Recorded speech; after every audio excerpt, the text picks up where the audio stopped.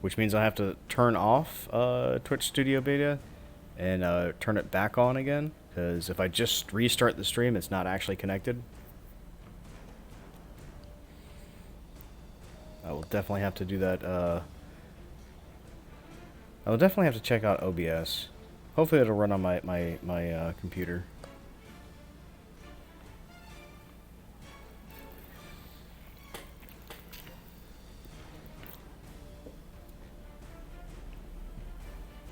Oh, that'd be wonderful.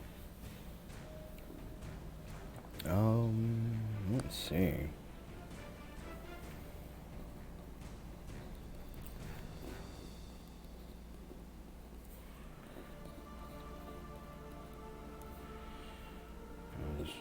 Random piles of rubble.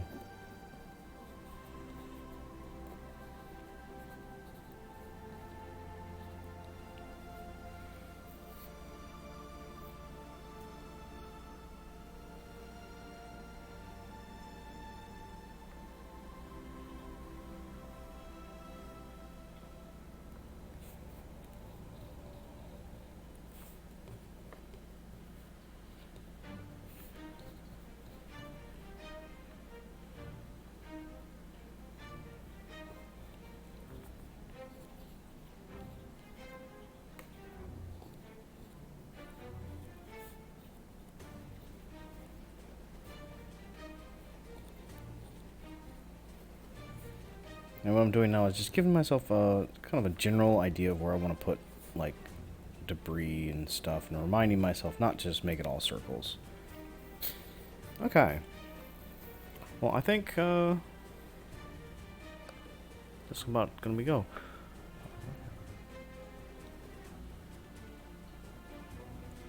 Oh, excellent. That'd be wonderful. I will definitely. Thank you so much for joining me, Nox.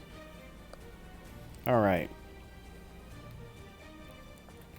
So now that I'm done with my the pencils, let's get into the pens. All right. So I like to explain what I use before I use it. I've got a couple different kinds of pens that I use. I have my detail, and this is a 02. I usually use a 03, but I found that this will help out as well. Yeah, well, you do awesome stuff, bro. You need to stream more often. But this is a a Sakura Pigma Micron 02. And I use this for fine details and things like that because it's a little thinner than my firm pen. And that'll bring me to my firm pen, which is the blue one. You probably can't tell that this is sort of a dark blue.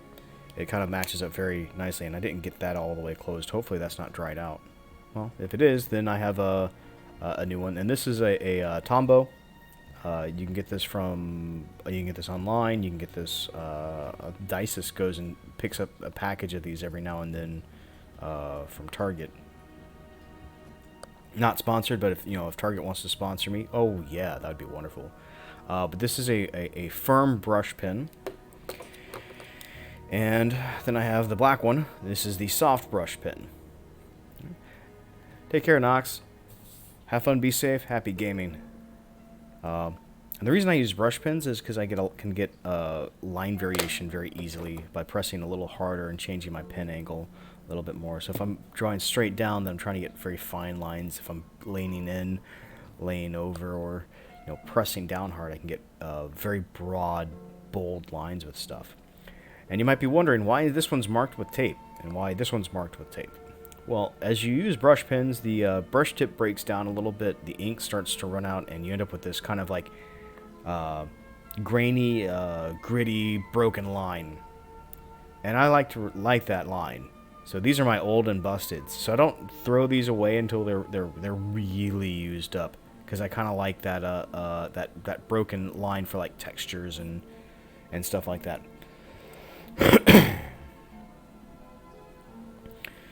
But yeah, so we're gonna keep moving, and I'm gonna start working on light blocking layers and major details. And this is going to be a very hard map to ink, so hopefully I'm not setting myself up for too much failure.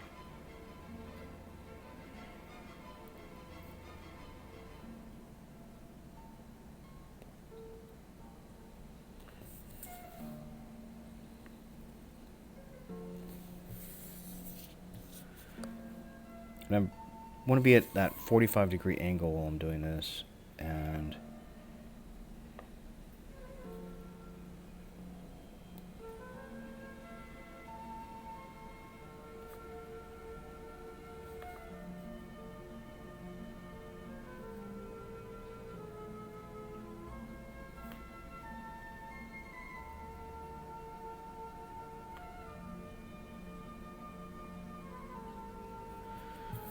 I want these lines to be very bold.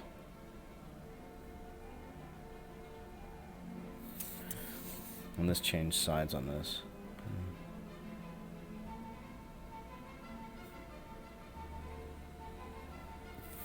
Starting to get a little hurried with my pen strokes. We don't want that yet.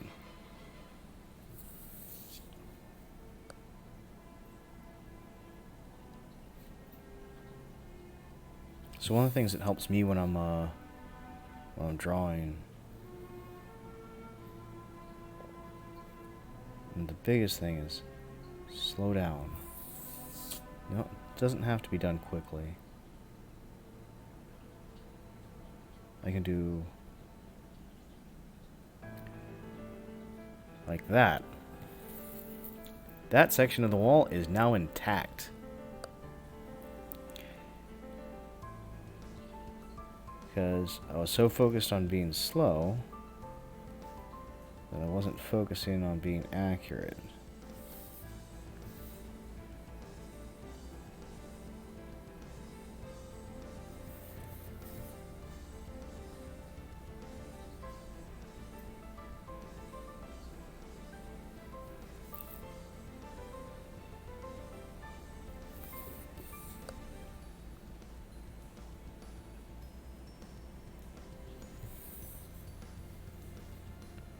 And that's okay. The other thing you can do is, to help yourself out, is give yourself the vertical lines, which for me, these are easier to draw.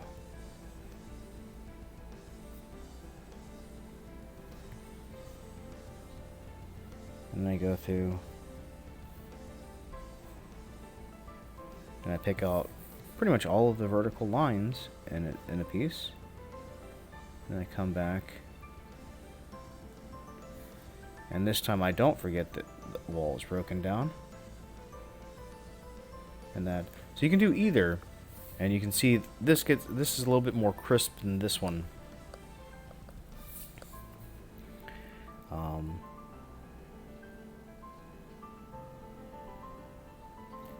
And maybe that's what you want out of your maps. And if that's what you want out of your maps, it's absolutely awesome.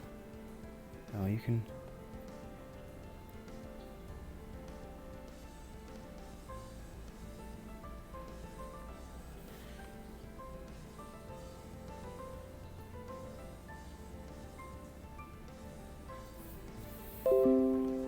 That's not quite what I like out of things.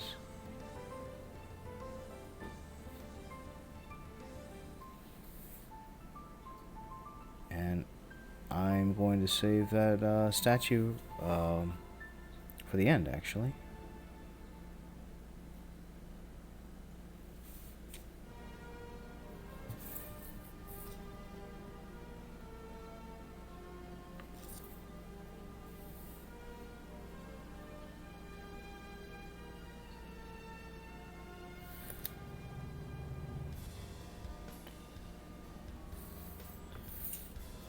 Let me just come in.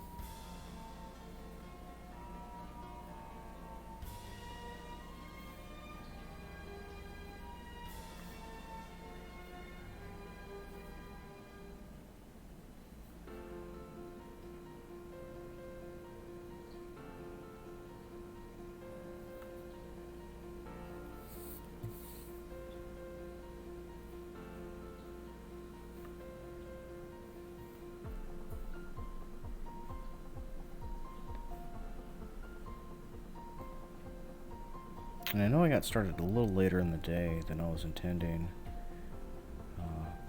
Stream is supposed to start at 2, but I'm probably going to have to move this schedule back a little bit. Especially during peak season.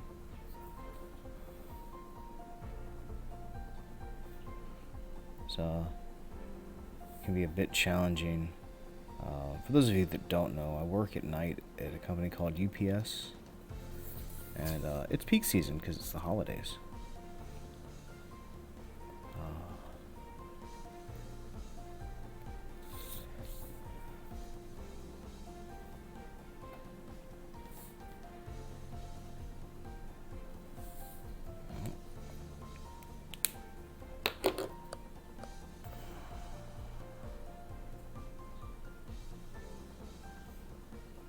Which is why my forearms are so sore. And I'm running into some issues with, my carpal tunnel's acting up a little bit on me today. Oh. Yeah, my wrist is stiff.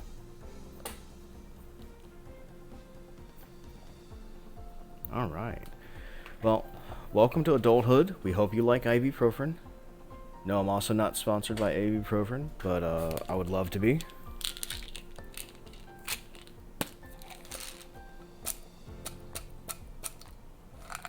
There we go. I'm not back to the point where I can just, chew it up and swallow it. I used to be able to just chew up ibuprofen and swallow it.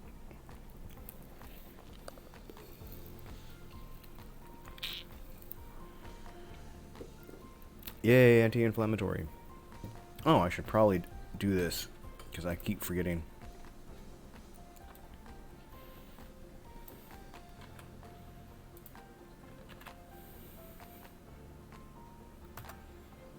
But that's pretty much all the links if you want to see more of what I'm doing.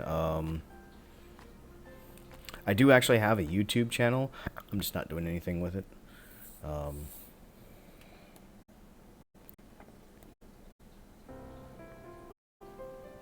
Not that I have, any objections to YouTube or anything like that. The whole, hey, we're gonna reserve the right to put ads on your stuff and monetize it without paying you anything.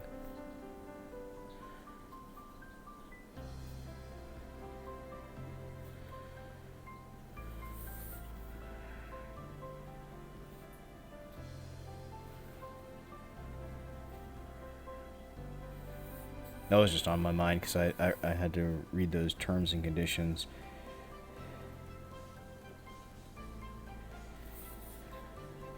And, I do have a channel on there. I'm not going to do anything with it, probably.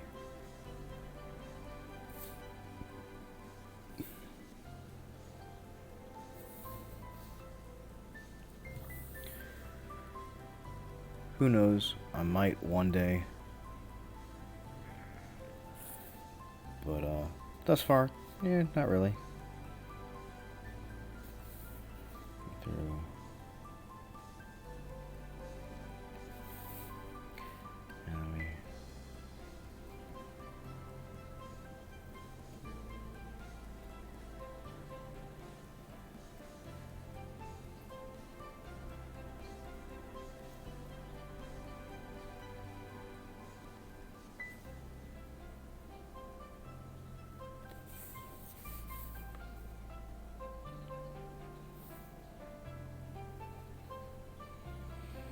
And now that I have some of my major light blocking layers, aka the walls, the sort of border confines of the dungeon, now I can go back and do some other things.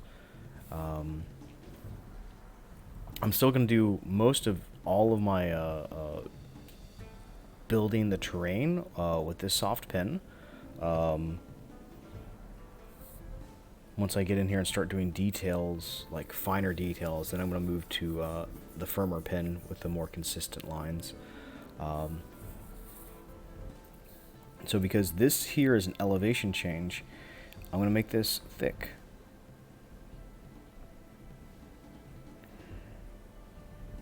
And that a little thinner.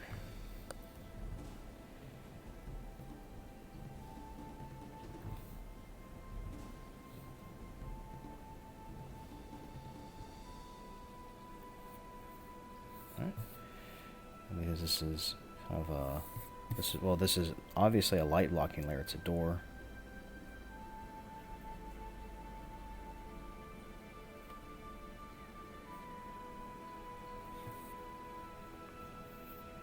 And there we go. And let me see, where's the confines of this? There's some big bold rubble up in here.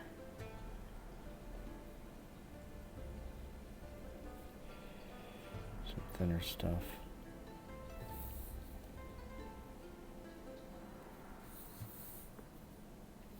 Oh, I can save the rest for when I've got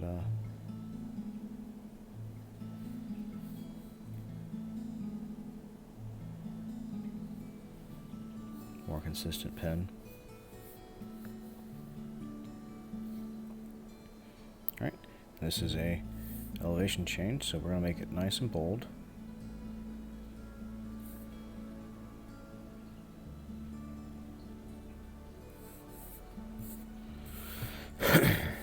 And to get these finer lines of the brush pen, I want to be more vertical with it, which is a little hard for me right now because my hand's kind of partially numb. We'll make it work.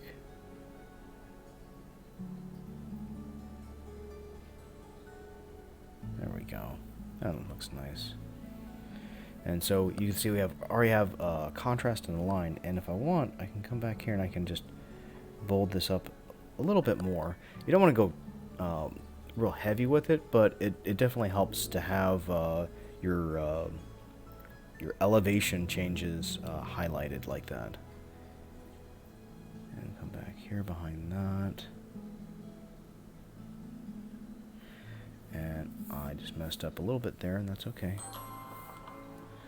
And that's my phone, because I am obviously not a professional at this. Here is another light block in there. See how I'm making it nice and dark and bold?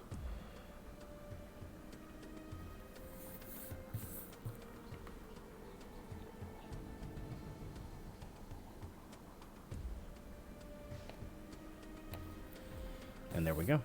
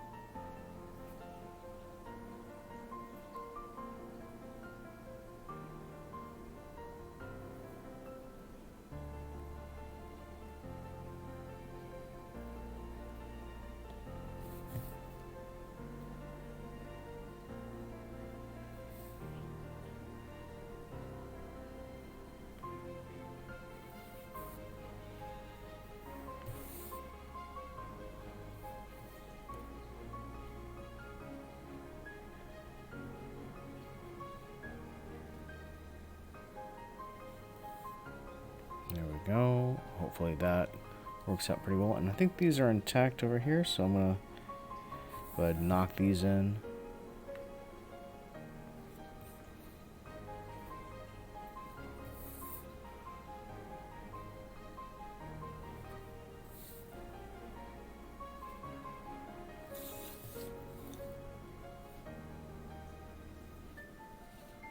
There we go.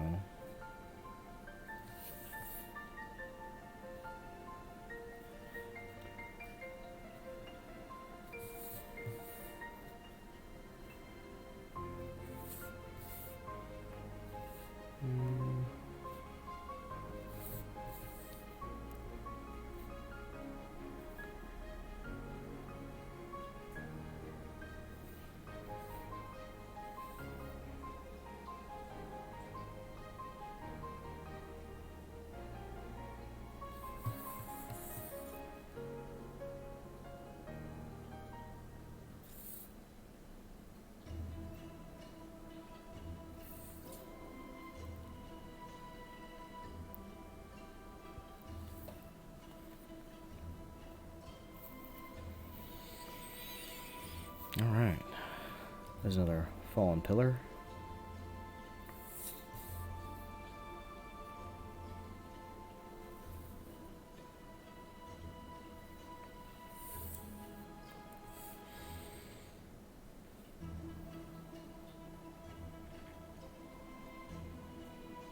All right. And this door was intact, so let's make that intact. Elevation change layer.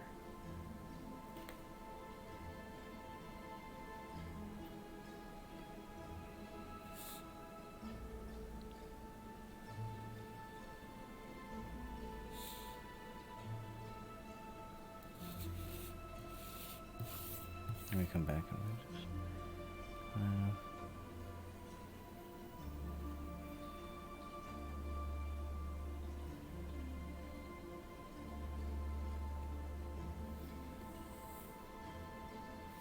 take a little bit of a break with that. And yeah, I want to switch over. Oh, nope, got another elevation change layer over here, and then I need to go over and go do my highlighted rubble. Yes, rubble does get, some rubble gets highlighted. I'm not talking about the hero rocks, which I'll talk about hero rocks here in a little bit. But the rubble here that's, you know, this is, you know, standing out. And I did a couple pieces over there. I'm going to do a couple pieces as I go. You know, stuff that's sitting on top of what's underneath it.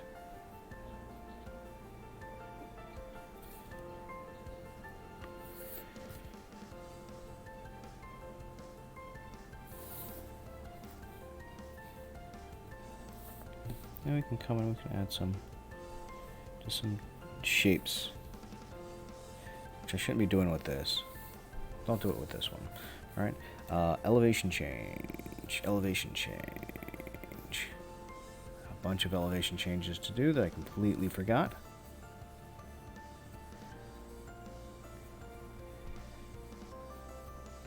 There we go. Right. Oh, and another elevation change right here.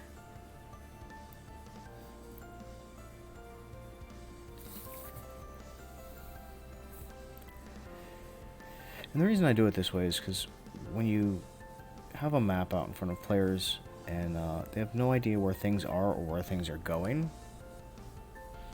Hello, Patrick. If you have a map out in front of players and they have no idea where things are or where things are going, then the map is not helping.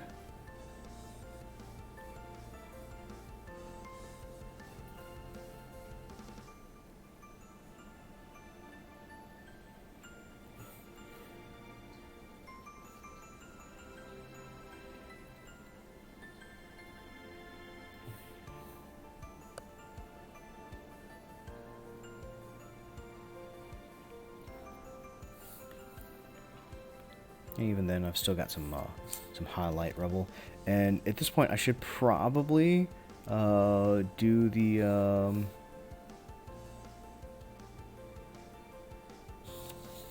big statue.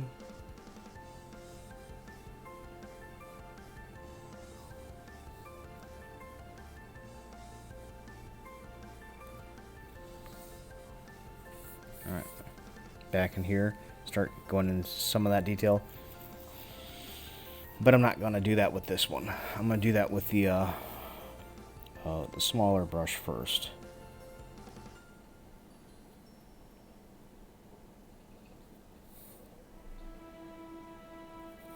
Create some highlight rubble and schmutz.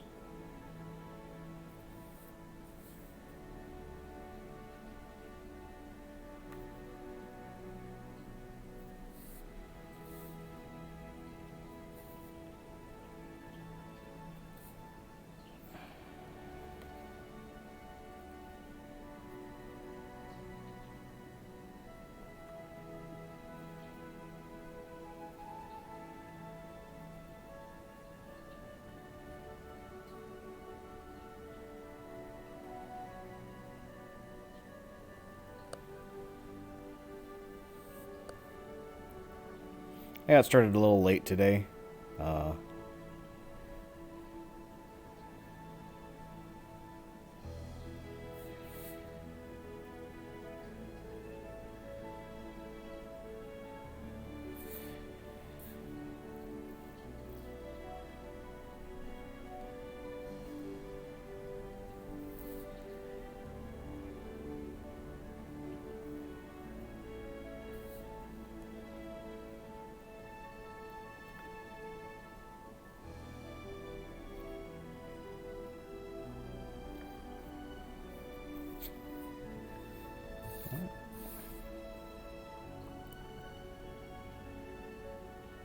and the rest of these, I think I'm going to wait until I'm doing stuff with a detail brush.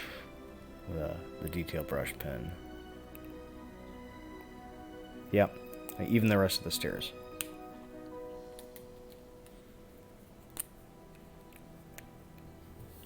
And just because it's a little easier to get that line. And I'm not going to do the very bottom stair at this point. I'll do that in a little bit.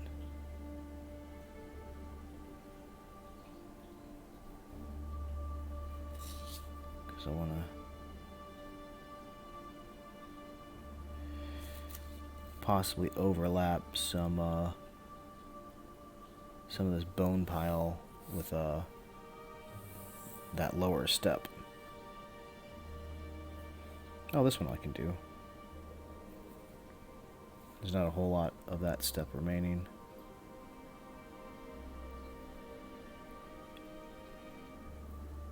I'm going to do 2 steps out of that. I might as well do some, you know.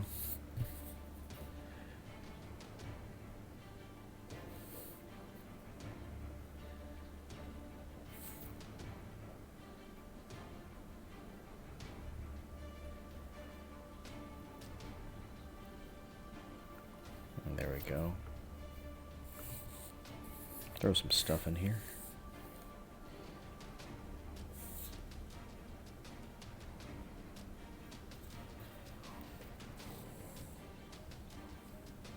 There's going to be a lot of stuff.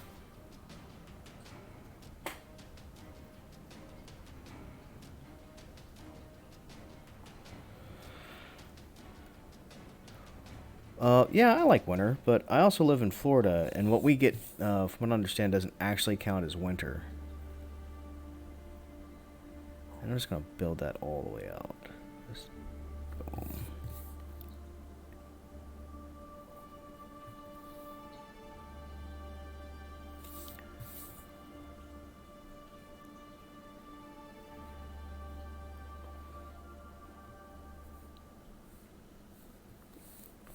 And while, you know, yeah, it does occasionally get cold up here in Florida. It's our definition of cold is like, you know, 30 degrees Fahrenheit, which is like 0 degrees Celsius.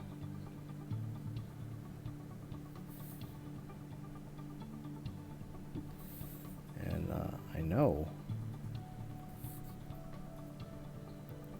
it gets much colder other places.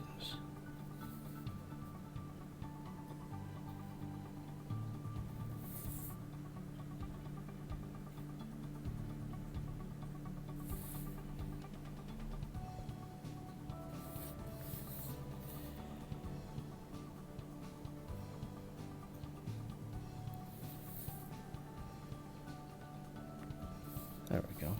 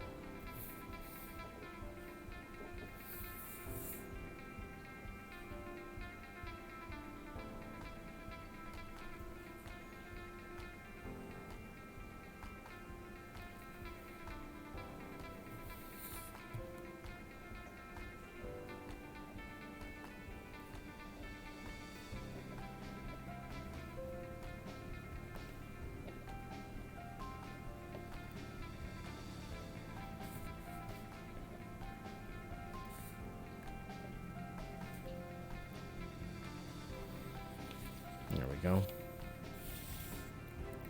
Somebody wasn't waiting for the rogue to finish picking that lock. I am drawing, this is sort of a catacombs area, for an area in the catacombs for an encounter. And I've decided to make a bone pit, which I've never done before. And I'm kind of, I went back over the sketch a little bit even more today and just kind of messed things up a little bit.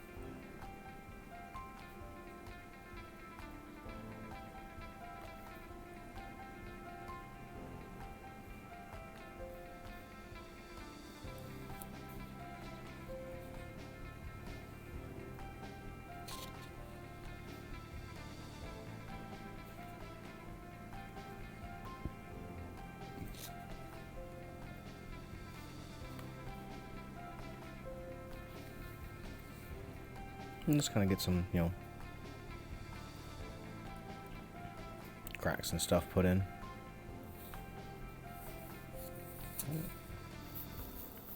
And I'm just kind of, I'm slapdashing it a little bit at the moment. I was working on the stairs and then suddenly I started going off. But I don't know if I'm going to ink the whole thing today or not.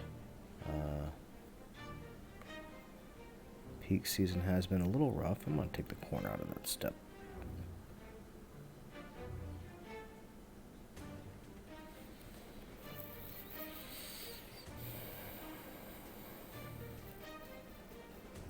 And I'm kind of trying to work from the top in, and there's a couple places that I need to go back with the soft brush.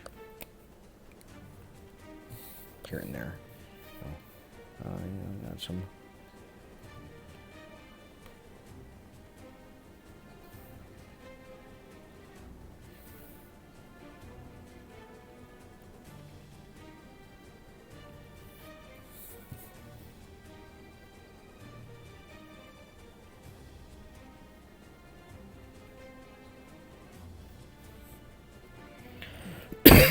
Some highlighted rubble here in the corners, just some dark spaces.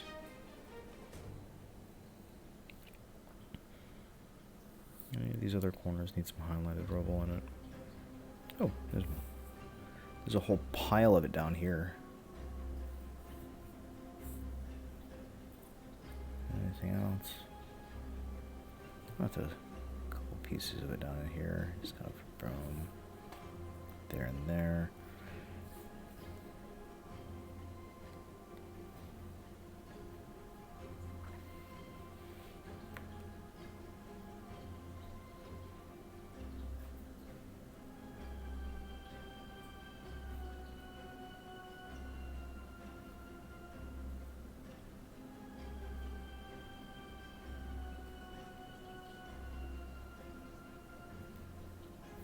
There we go. Throw a couple pieces in there. That was supposed to just be a crack, but no, that's not just a crack. Somebody's actually taken out that corner. And there we go. There's some dark.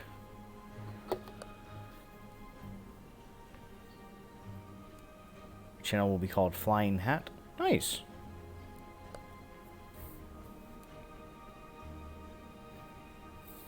Is that going to be on YouTube or is that a Twitch channel?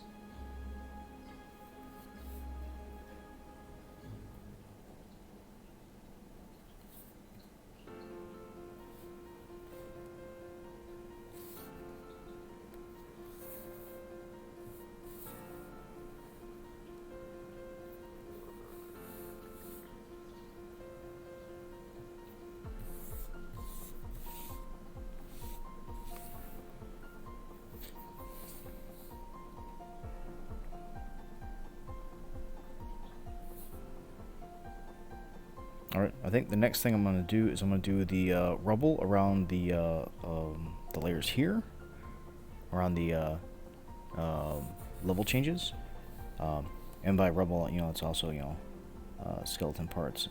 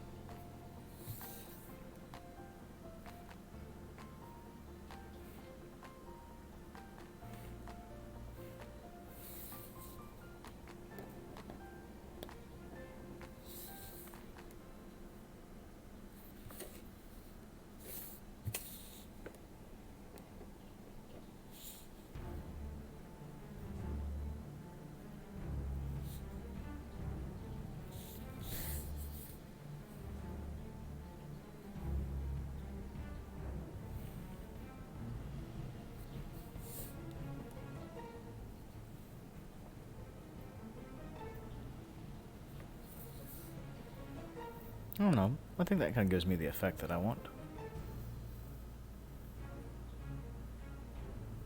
Nice.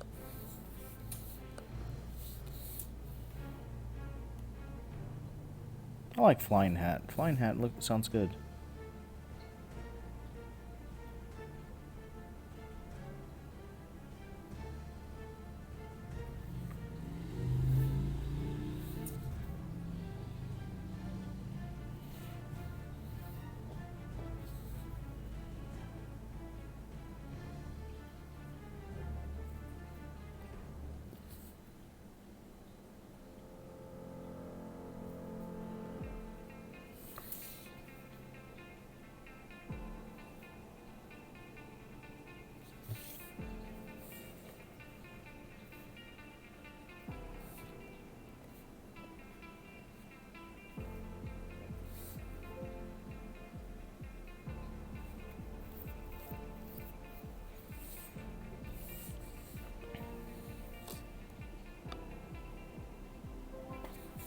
One of the tricky parts is when I go to color this all in. One of the things that I do is I use kind of like my safety layer is also the layer where all the rubble color happens.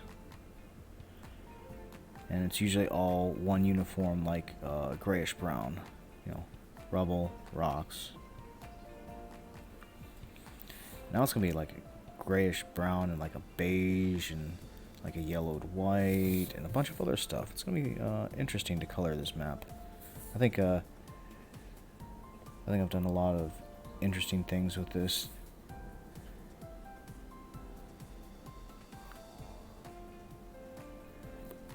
It'll create for very interesting future endeavors with it.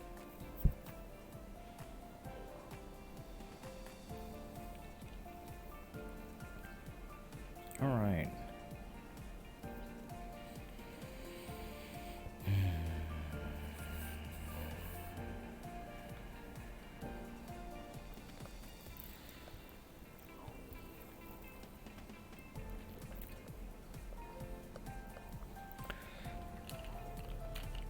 And as usual, I've got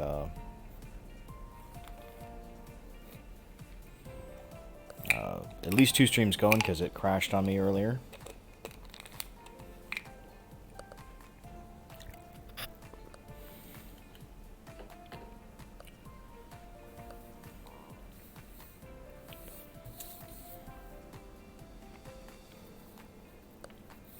I'm having a hard time getting focused on this map right now.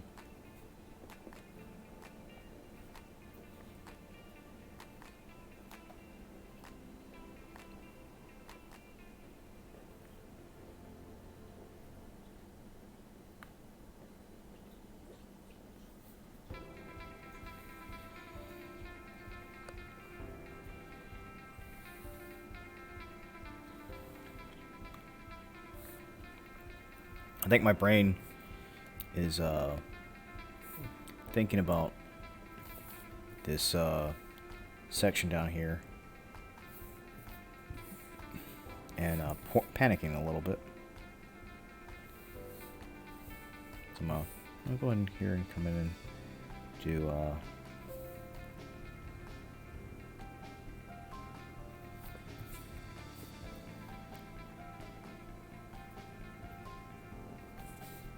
some overlap stuff.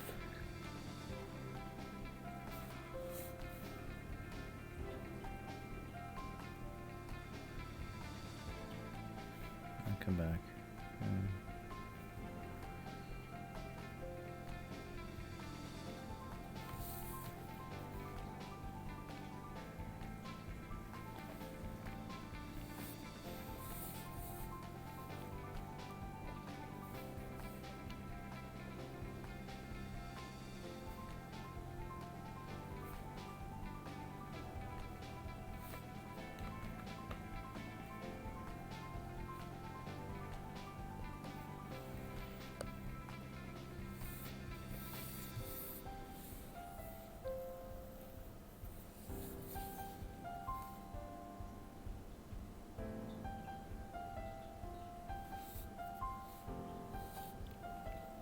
I should probably stop doing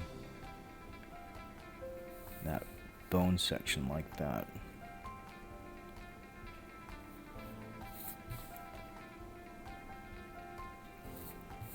Stop doing the ribs.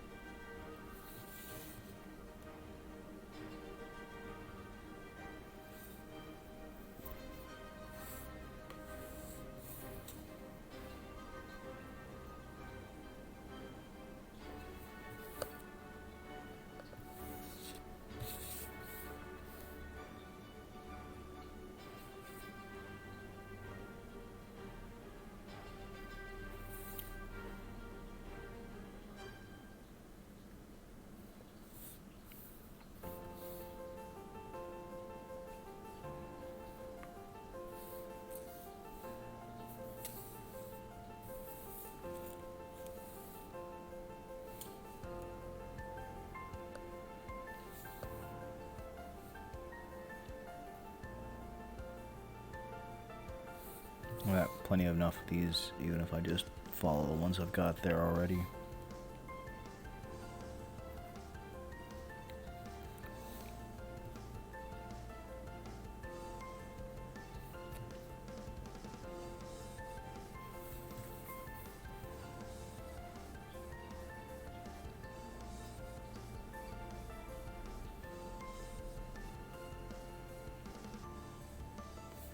I know I'm missing some here and there. That's okay if I am.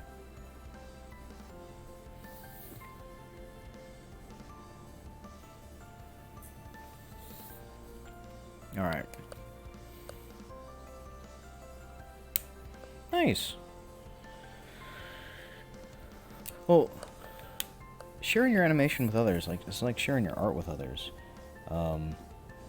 It can really help you improve. And not just because you get feedback, but because there's I don't know, at least for me, it's nice to not be doing this alone. You know?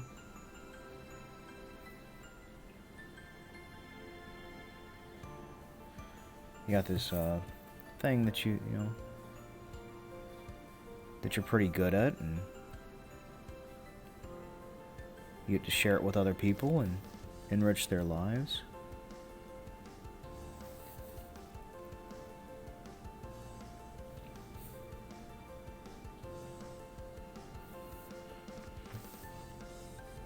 And that's why I needed to stop doing the those like rib cages like I was, because I was doing this detail line, these detail lines in my sort of like highlight that thicker pencil, and it was just getting a little whop at the moment. And I know ribs don't actually look like this. They're usually covered in barbecue sauce.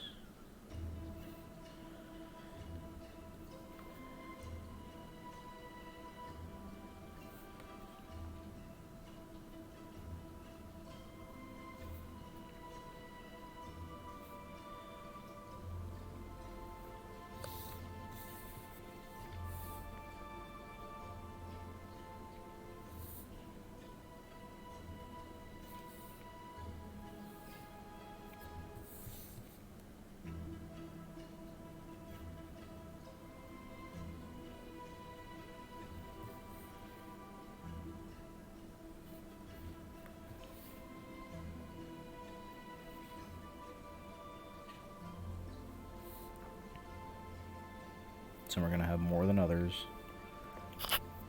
Make sure, no.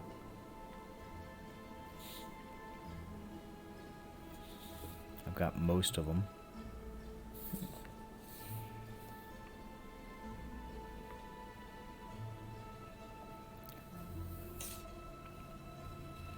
And the rest are gonna be circles primarily. So maybe some straight lines, but lots and lots of circles.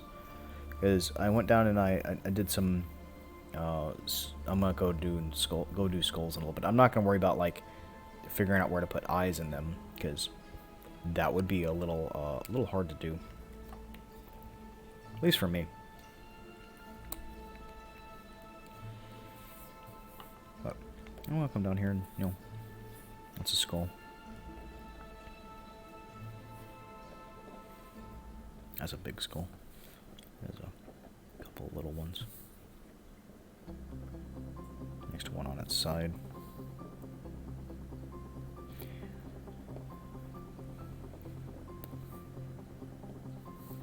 There's varying shapes and sizes. And I want them to be pretty round.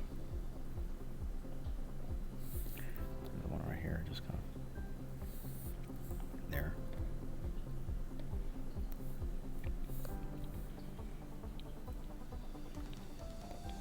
And the reason I'm doing it this way is because people are creatures of habit.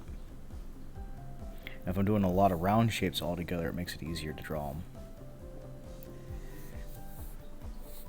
So I did all of those rib shapes, and I'm going to go back and I'm going to do all of these like skull shapes that I want to kind of have like in this thicker line.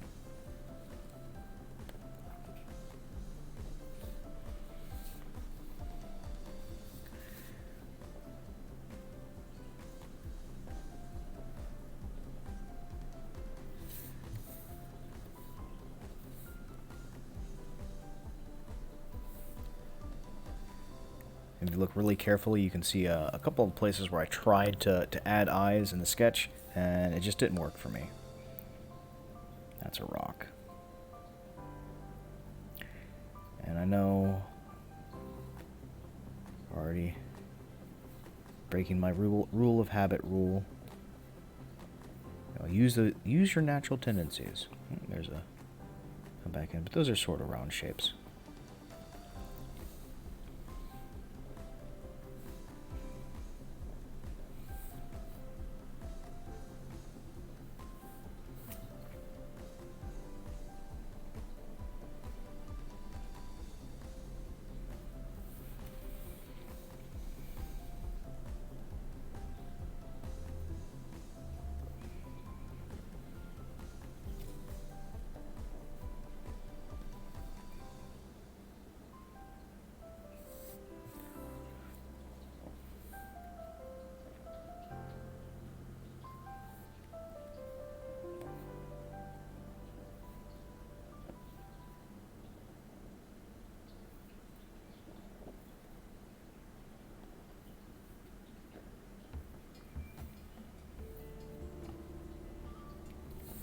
I'm gonna sit back and look for a moment.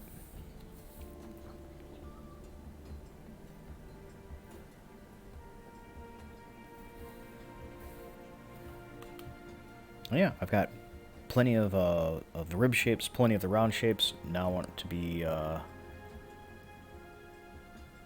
Yes, I am happy that I have somebody on stream every stream. It really is awesome. I do appreciate that a lot.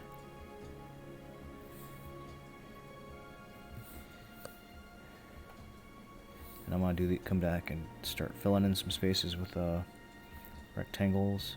I'm gonna overlap them in a couple places. Make them more oval in some.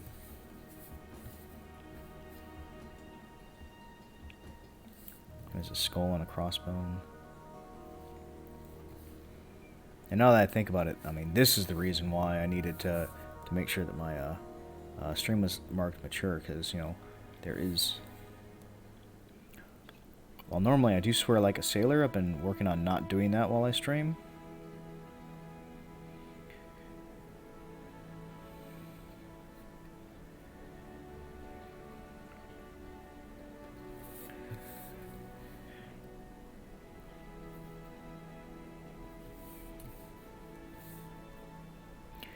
But I would say that dealing with a pile of long desiccated corpses is definitely a mature thing.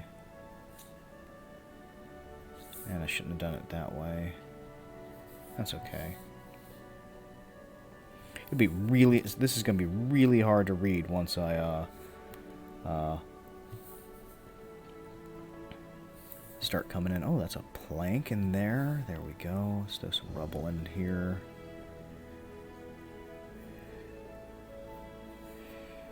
I'm going to be real sparsing with the cross-hatching, I think, on this one. Because otherwise, it's going to be a lot of that. Let's throw some rubble out in here.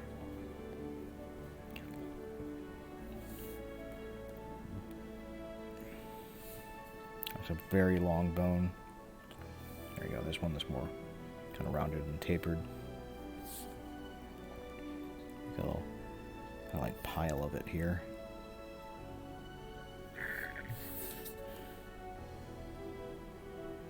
Little asterisks.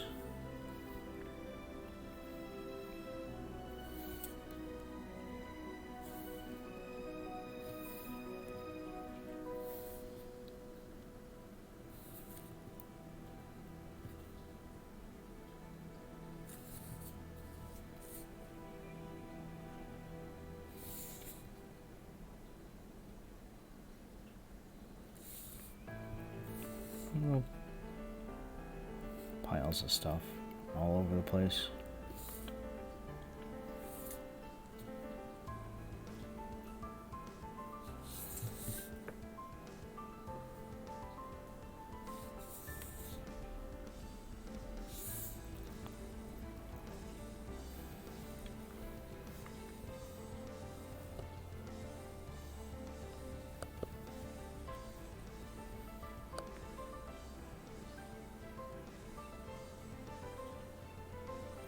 That's kind of my goal.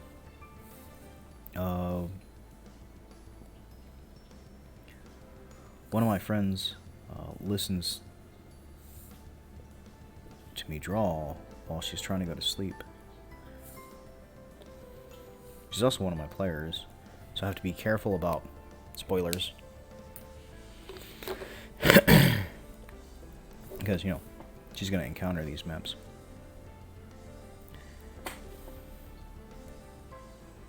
Try do that.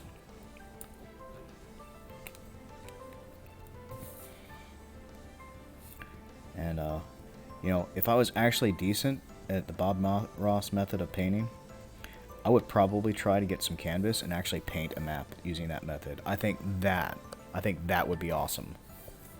Because you know, I grew up on Bob Ross. You know, my mom was big into him. And she told me once that she was a certified instructor, but I don't know if that's actually true or not. She was drunk when she said it. But she did hundreds of paintings, and she was really good. My mom was an amazing artist. I didn't get that talent nearly as much, and I completely forgot that there is a elevation change right here that I've been kind of leaving out, and I'm just going to kind of include that here and there.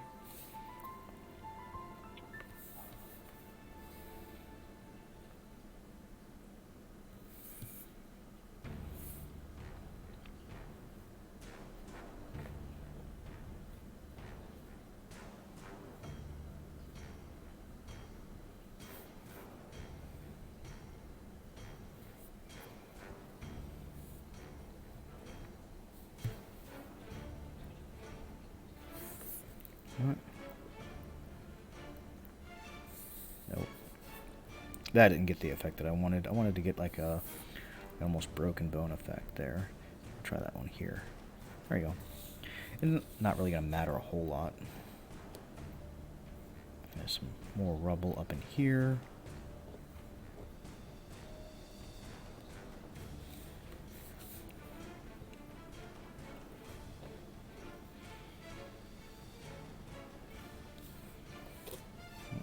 Don't forget, we gotta get all the way around before I start going in and filling in spaces too much. Don't forget to underlap some of this stuff. Problem with this is this means I'm not gonna have anything. I'm underlapping. Problem is, it means I'm not gonna have anything overlapping yet.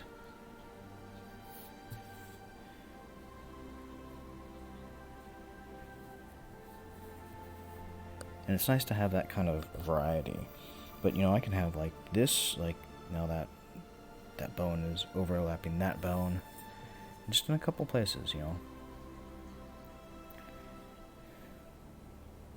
Maybe in there, overlapping the skull. Not going to be able to get this into a rib area, probably. Too much stuff. And I think that's...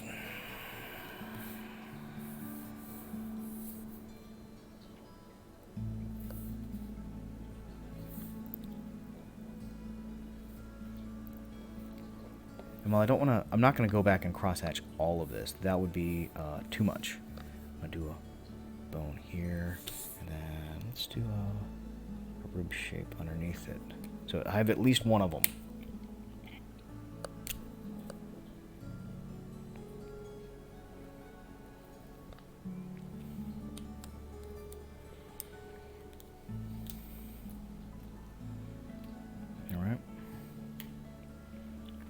And before I forget to do it, because I'm not quite at the point of cross-hatching,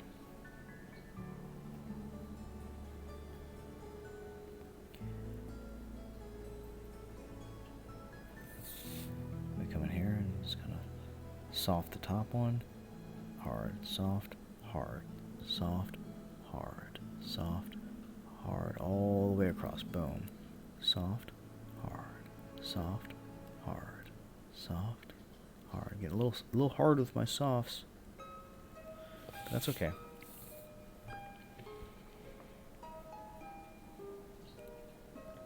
And we come in and, we do it this way.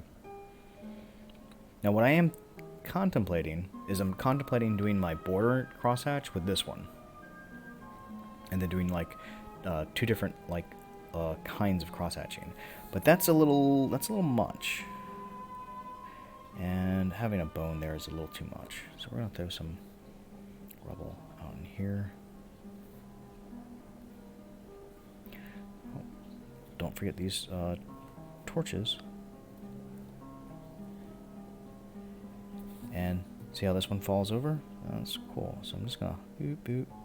There's a torch falling off the wall. Here's another one. There's a torch falling off the wall.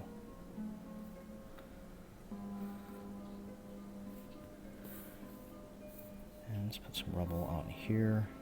Some planks.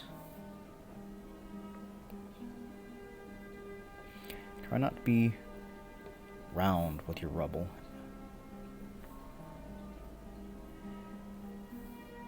There we go. Have my cracks in.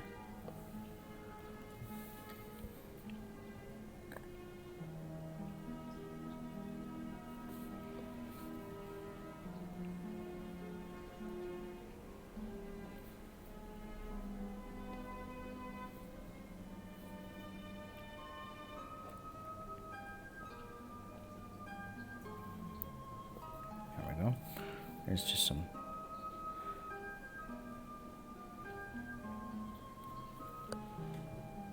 schmutz and dirt. And I got rubble over here to fill in, so let's do some of that.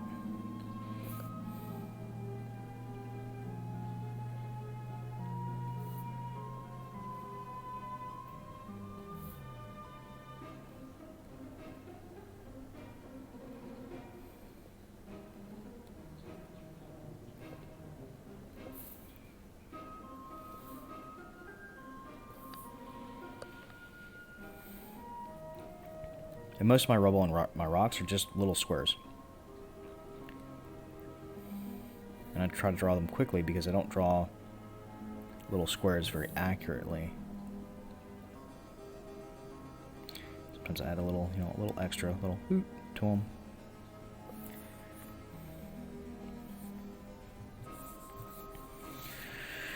All right.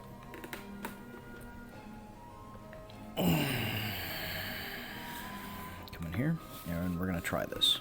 All right, and go nice and slow.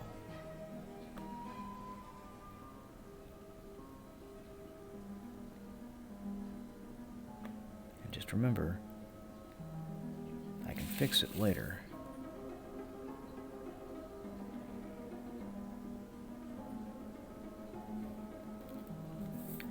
There we go. Part of the handle. Got a little chisel tip there. Taper it out. I'm gonna do that. And oh, that was not good.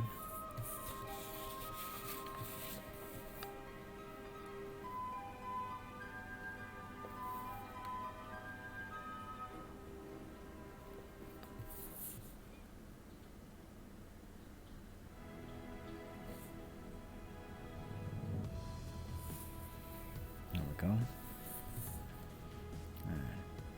On the first level. There we go.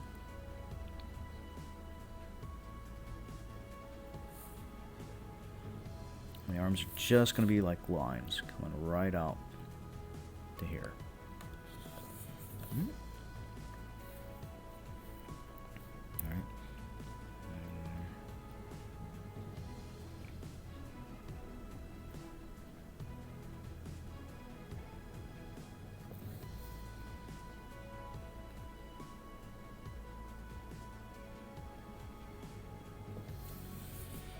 And there we go.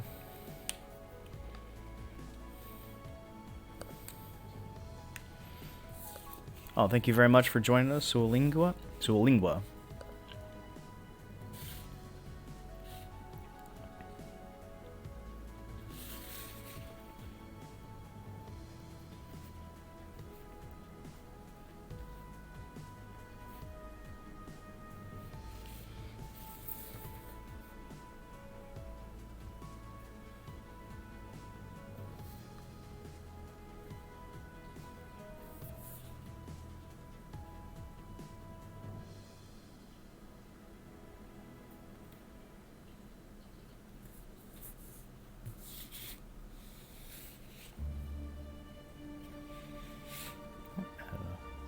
Little blade indicator.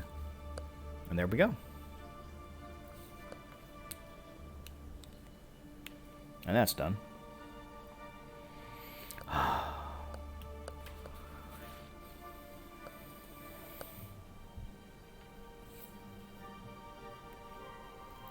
Alright, so we're going to go back to the blue, the firm pin. I'm going to start filling in some more details and stuff. Make sure I get these torches in place.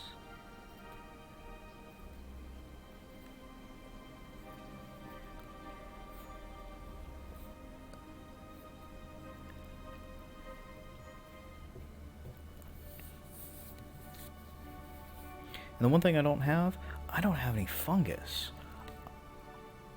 Oh yeah, more details. More details are coming. I don't have any glowing fungus. So that pile of rubble is going to become glowing fungus. Some glowing fungus. I'm going to have a patch of glowing fungus right in here.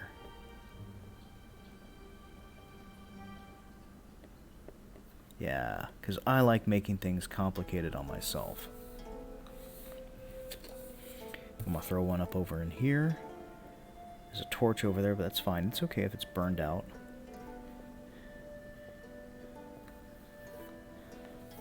I have to throw some over here and then this intact one.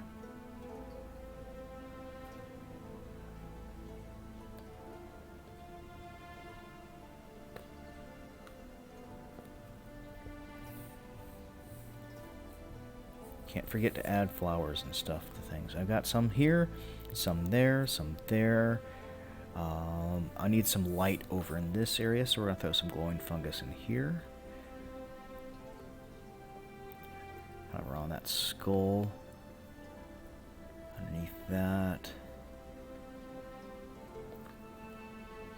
Just kind of spread it out throughout that. There we go. I'm going to have some that's come up here and grown underneath this ledge.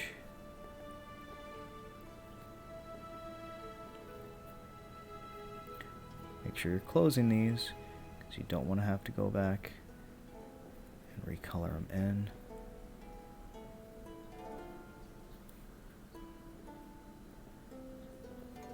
There we go. I'll put some out in this hall.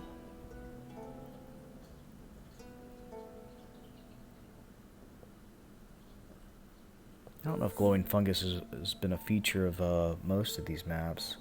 Most of my maps, there's, you know, a source of light here and there. Got some torchlight over in there. Got glowing braziers right there. Braziers. Yeah, it's looking good. Alright, let's, oh, wow, I missed this entire set of cracks right here. Yeah, let's gotta bring it out in there.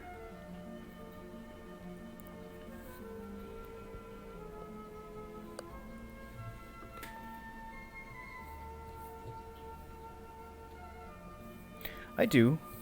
And I think a lot of that is that honestly, I just get carried away.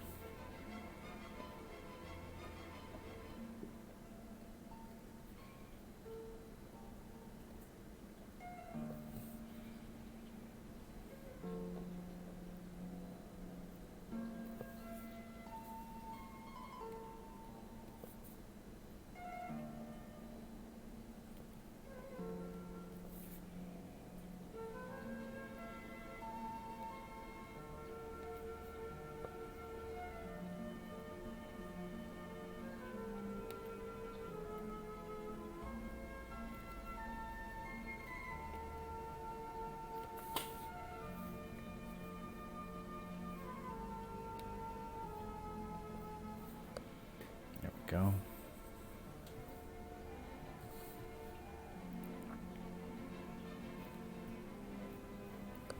Can't leave a thing out by itself. I'm just gonna do some trash in that corner.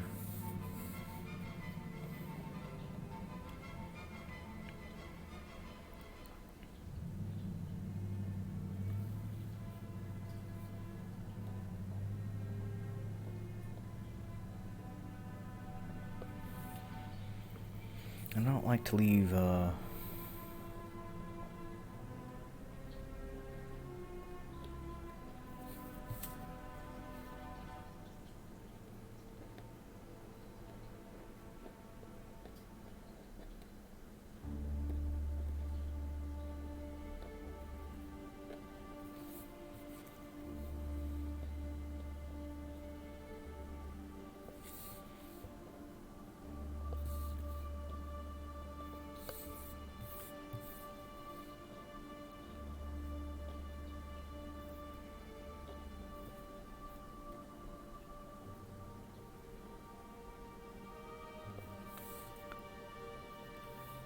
too many things, too empty. And that's, you know, when I stop and I'm actually leaning back a little bit, and you know, that's why I notice, you know, that.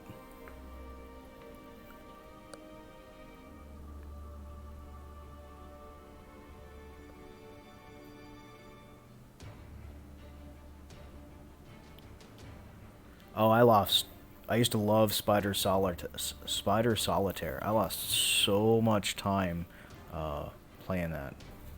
It was I enjoy it so much.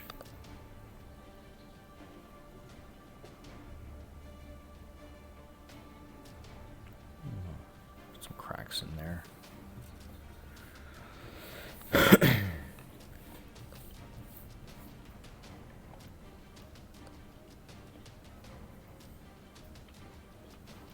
All right. So we're gonna give this a shot, and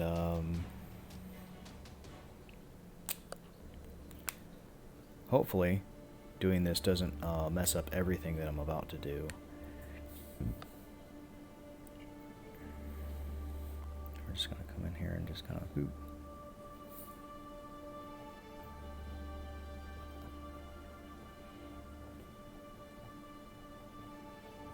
Oh, this part won't mess up anything.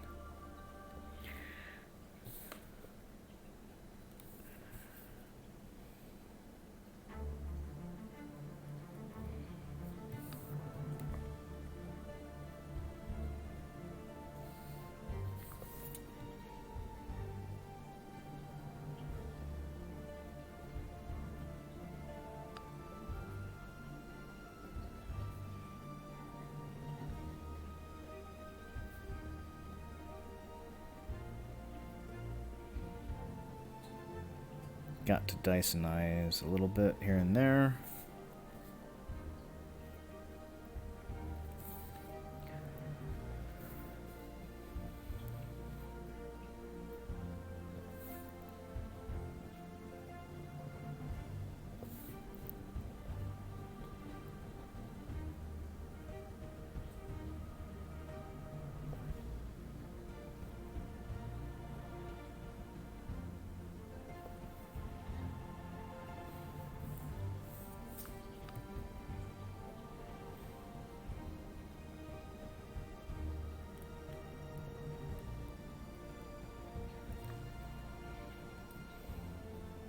So one of the downsides about using that light, the metal pin cap there, flashes that light right in my face.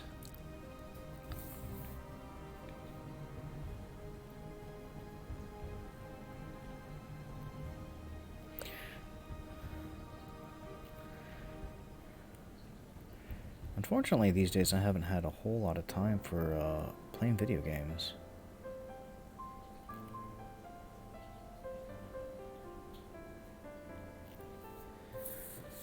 Just come through me. Kind of, there's that. Up here, and then right there.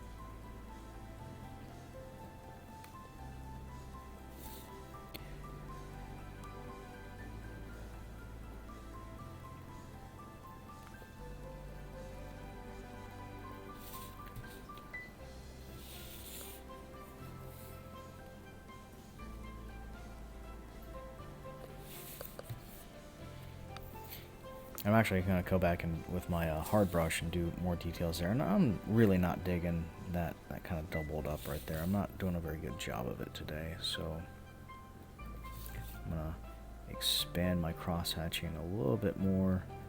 Coming out here in the future. Just make it a little longer. There we go.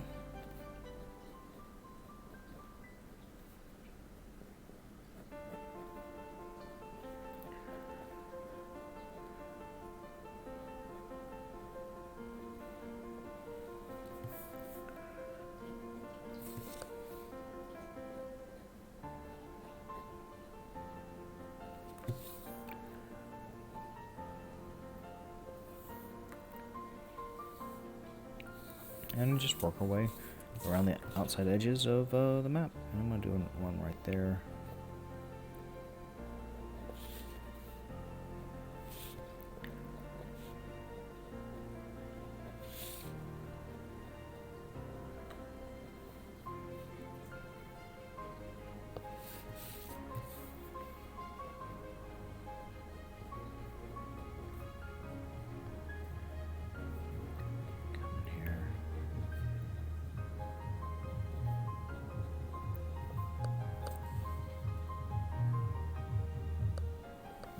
If you want my opinion on it.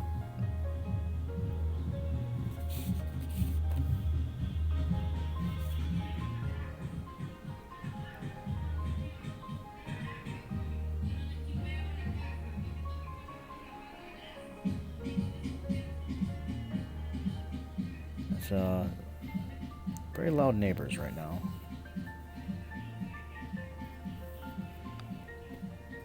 That's fine. We'll eventually get out of range of pickup of my mic.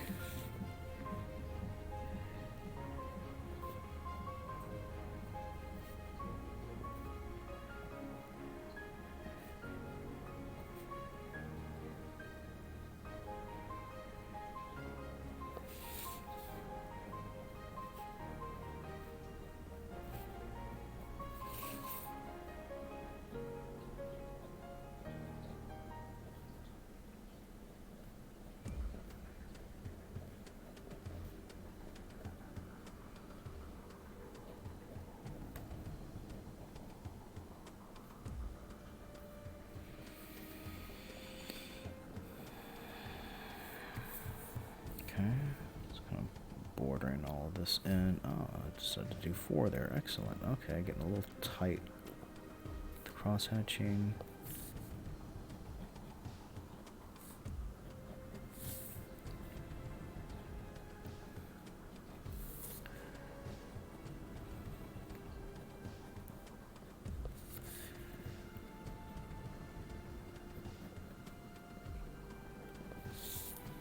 There we go.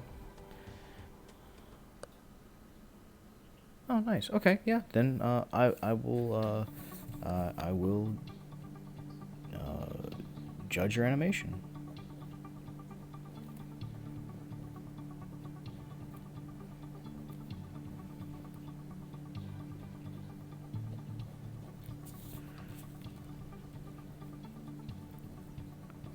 One of the things that I try to do is I try to just in my own personal life.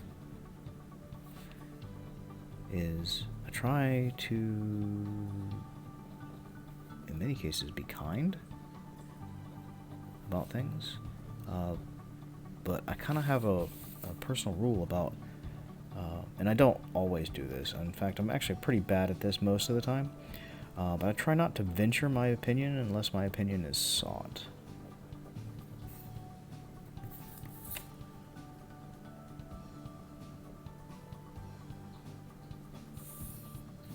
Go.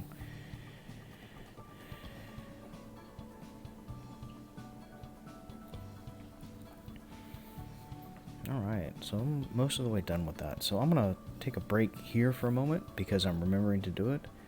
And I'm going to go back in and... Actually, that's not a light blocking layer, so I didn't need to do it that way. These are light blocking layers.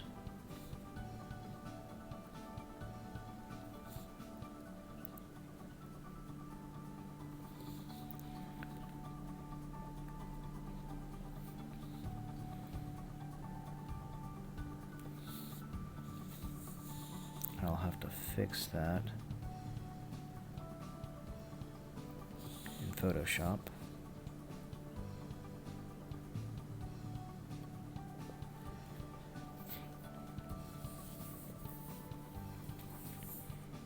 Which is easy enough to do. Just go back in and erase those cross-hatching marks. Make sure there's not any internal pieces that I'm missing. There's not a lot of internal pieces. Most of this is all one extending wall.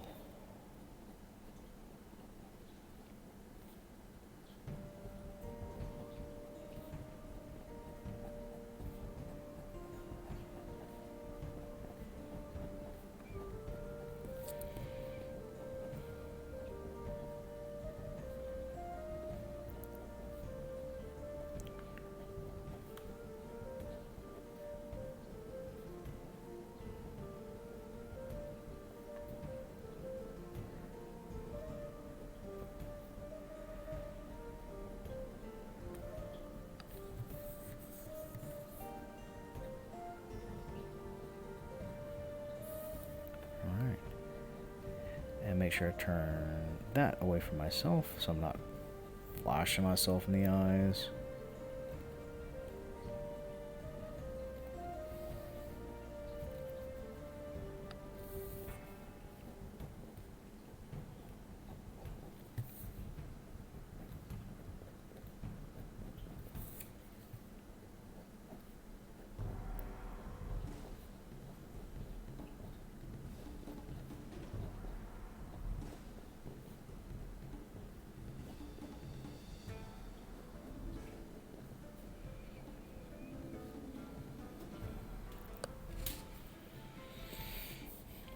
Some of those scratches and just kind of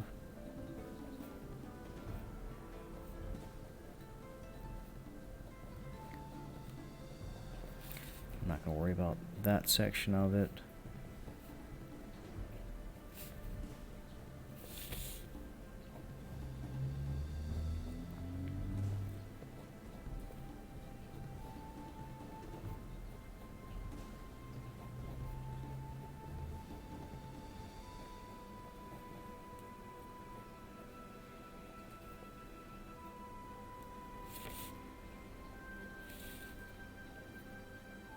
That's pretty awful.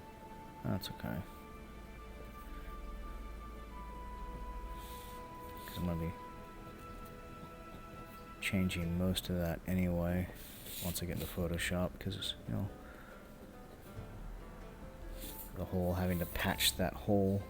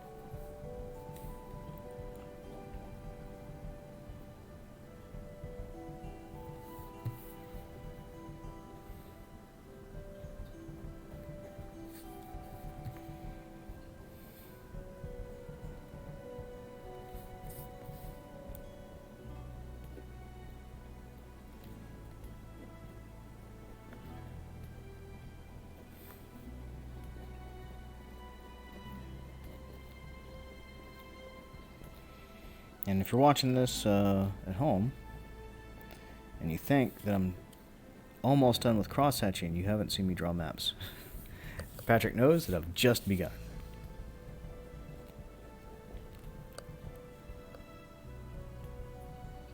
I like Krita, actually. And some of that's because my computer doesn't handle Photoshop very well.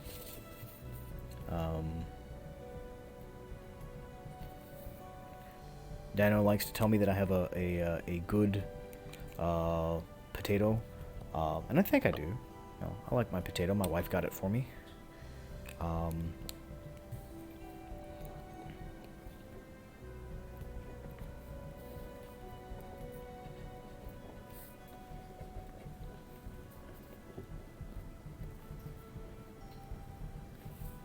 kind of digging that.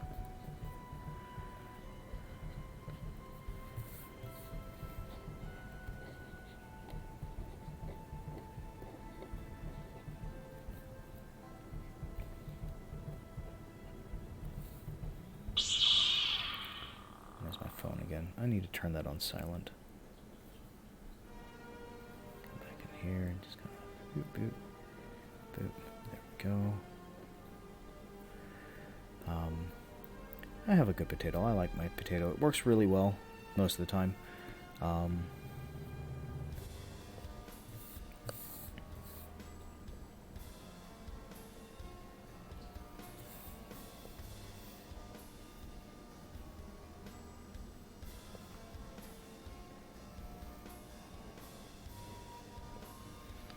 And just like with rubble, you don't want to put things, and I don't want to close. I want to close these up, not all the way most of the time. And there we go.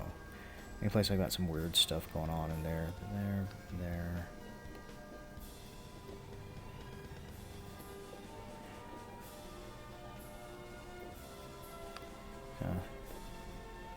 Fill in the gaps when they get a little close.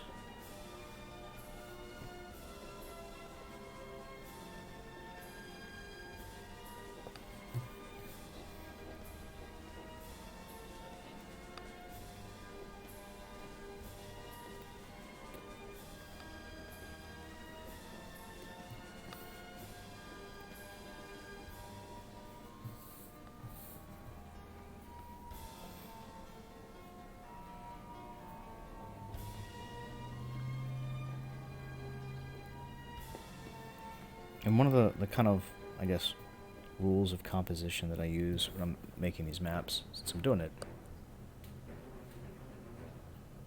Yep, that's the sound of somebody texting me.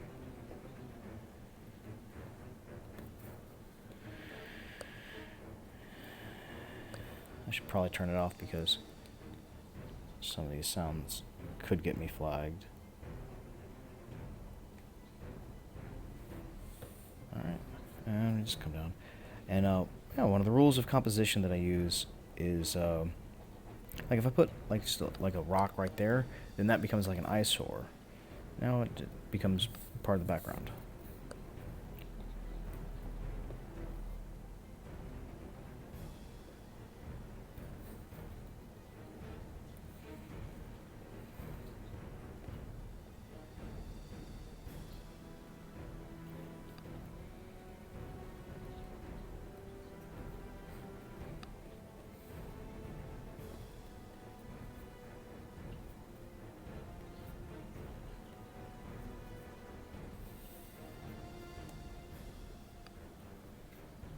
And just add little pieces in there. Alright. And yep. Now we're not even close to done. Because I think I really do need to kind of crosshatch this whole thing down here. I think that's gonna be kind of needed for all of that that detail that I don't want to have to like draw in. And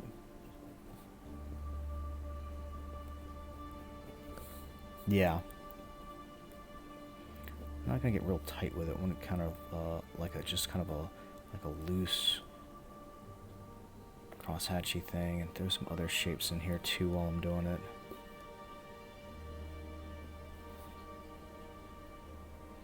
Lots of little, maybe not so much crosshatching as lots of little circles.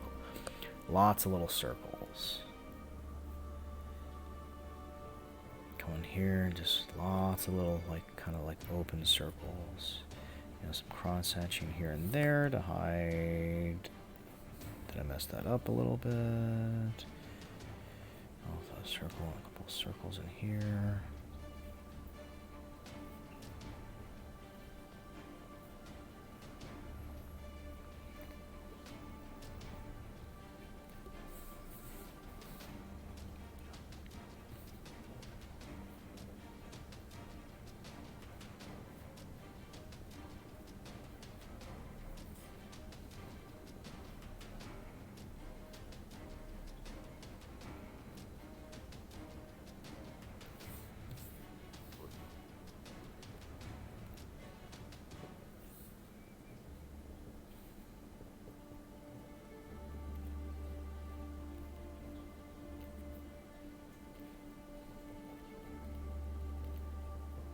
Back here in the rubble. Cross-hatching for days. And you get some cross-hatching, and you get some cross-hatching, and you get some cross-hatching, and you get closed in. Alright. Oh, and I completely forgot to go do these guys, which I should probably pause from this, because I'm kind of liking that. And I should probably throw in a couple other shapes while I'm doing it.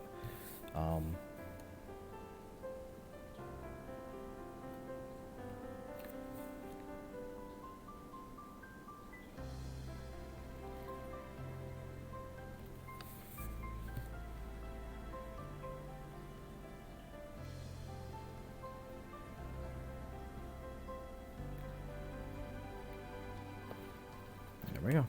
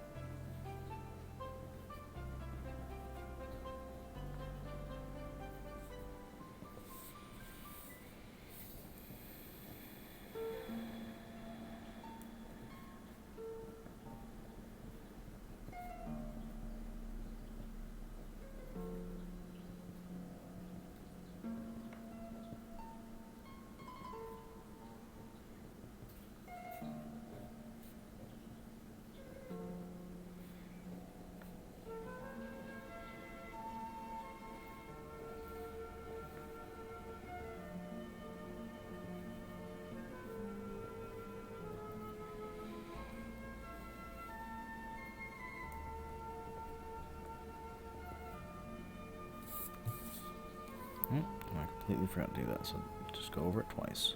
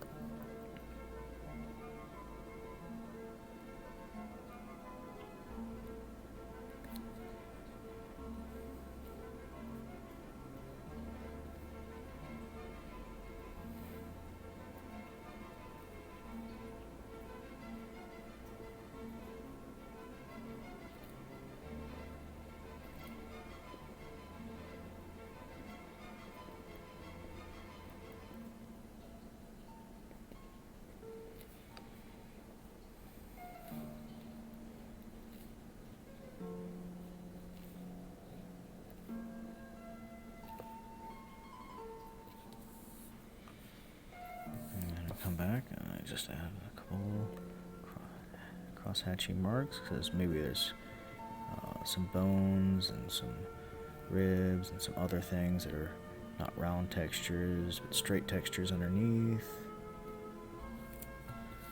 And we just do another section and there's some rubble, so rubble gets cross-hatching.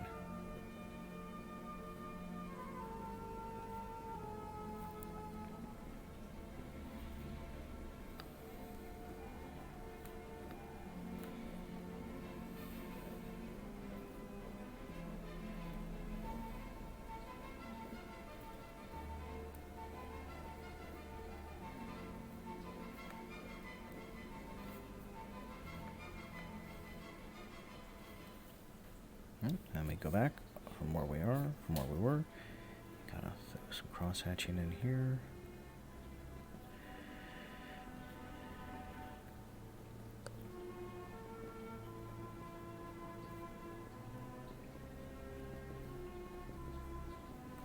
There's some rubble. Roll's gonna get some cross hatching.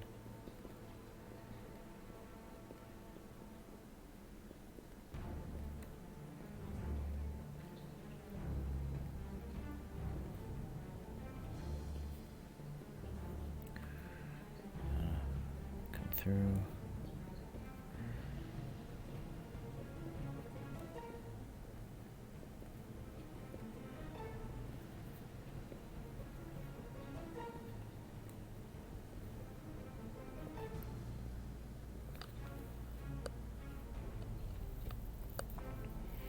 And that bone pit's starting to take on some just wonderful.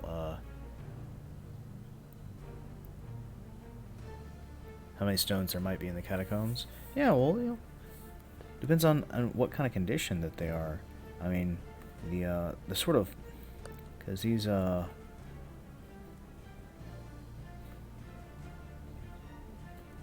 whole sort of left out all of this rubble.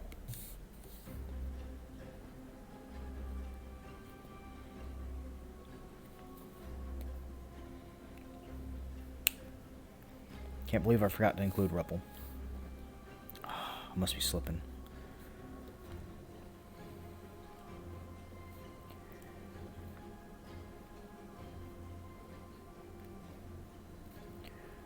Come on here to this.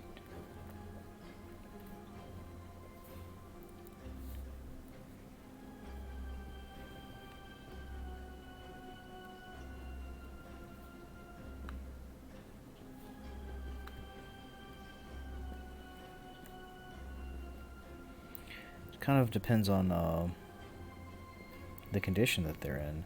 I mean, the idea behind this this whole dungeon map is, there's been an adventuring party through here already. People have come and looted some of this place. Somebody came in and there's some amazing battles that took place down in here already.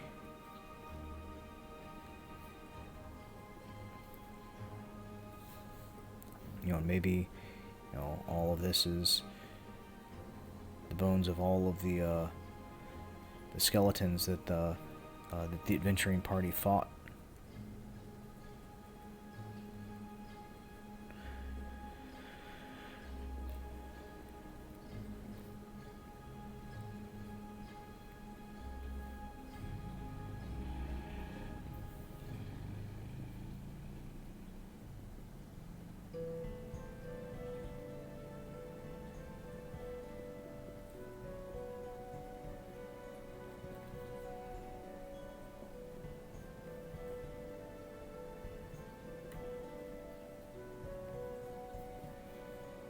That's okay, it's not as noticeable back in here.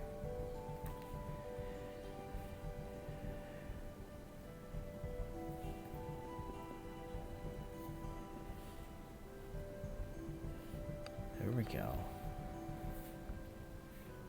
Yeah, I think Bone Pit turned out rather well.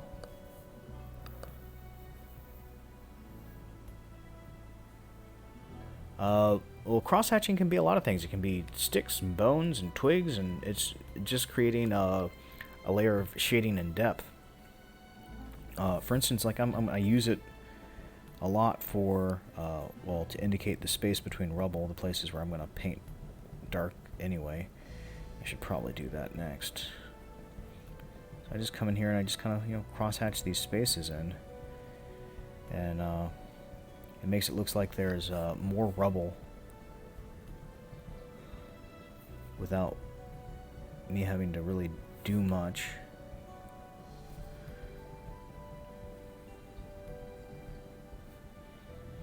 And it just kind of gives some shading and texture to these things, and that's getting that one a little nuts. That's okay. And then anything that's got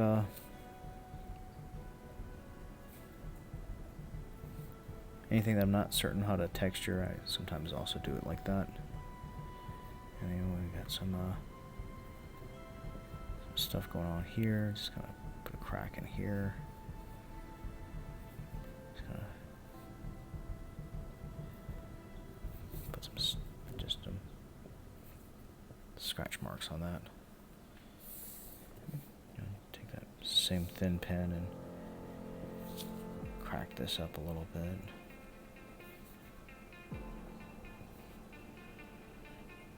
Just grab these little, like, pin errors. Let's get some textures going on. Some shapes.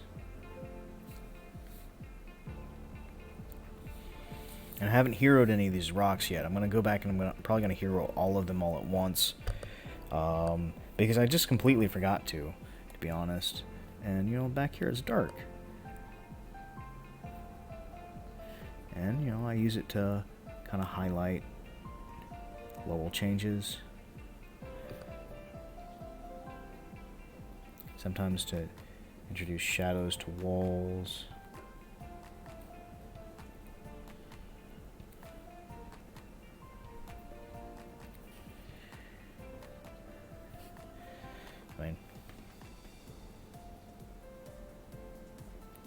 I'm getting too close with that one. That one got a little on me. And so I'll come down here. I'm just going to kind of give this its own, like, sort of like emphasis. Alright, we got some rubble over in here.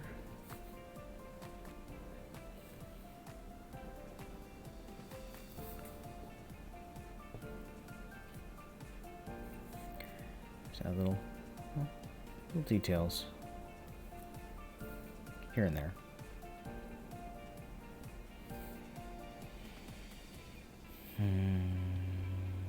Nope, I'm not going to do that with that. I'm just going to leave that open. I've got so much busy space in here going on.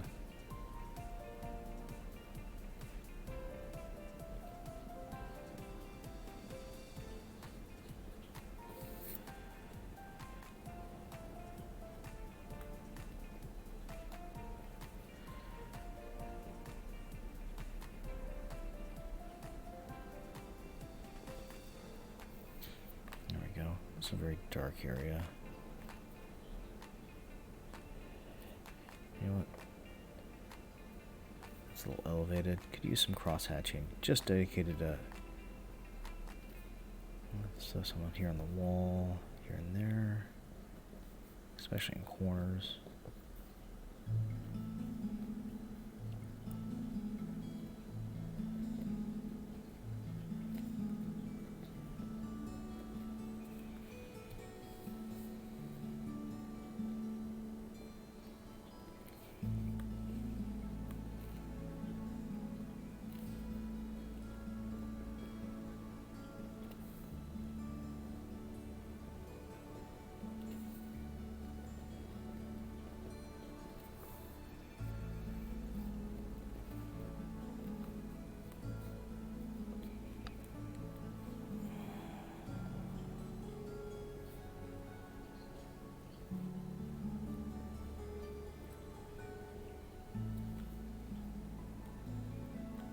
Now just, you know, I'm almost done with the map. Well, when I say almost done, I'm pretty much in this final step of, you know, detailing things and making sure they all fit together the way that I want them to, and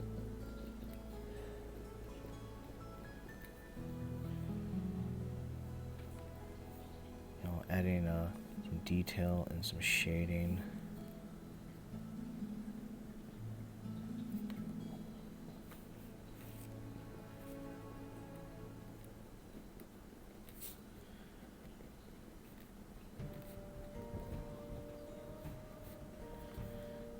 Forgot this first step of this is still kind of got in the bone pile a little bit.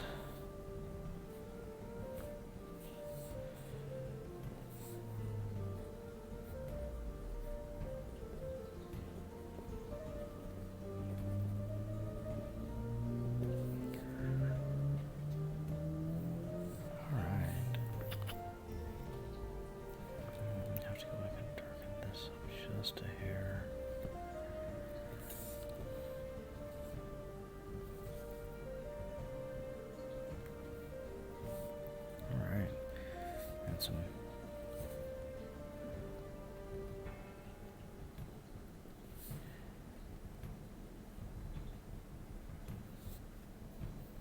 shading and stuff in there.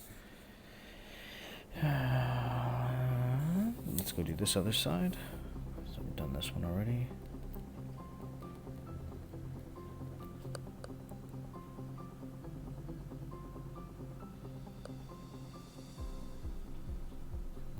Yeah, just doot doot doot doot. It's just cross hatching 1, 2. For me, it's often 3. 1, 2, 3. Sometimes 4s, sometimes 2s. But they're not really crossed lines. They're just kind of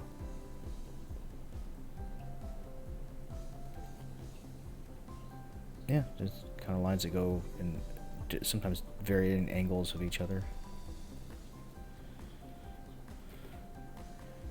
It was a style that was popularized by Dyson Logos.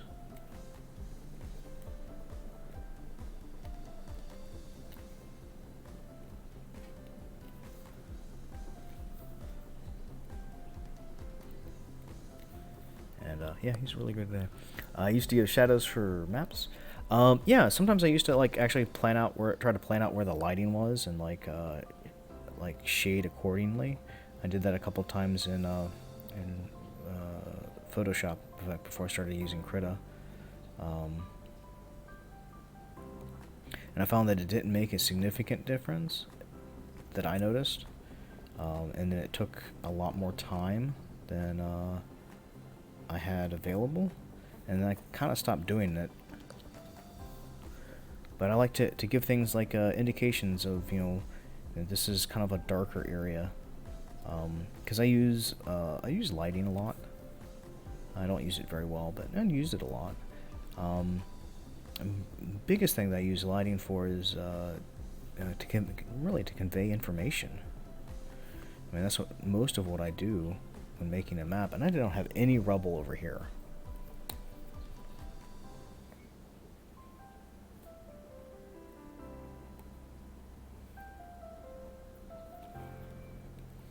There we go.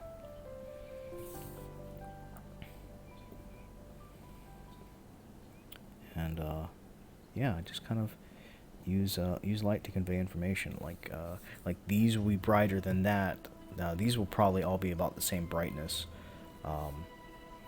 and it indicates where things are. Draws attention. Like I'll sometimes throw a light on something that really shouldn't have a light, just because it'll make my players look at it a little bit more.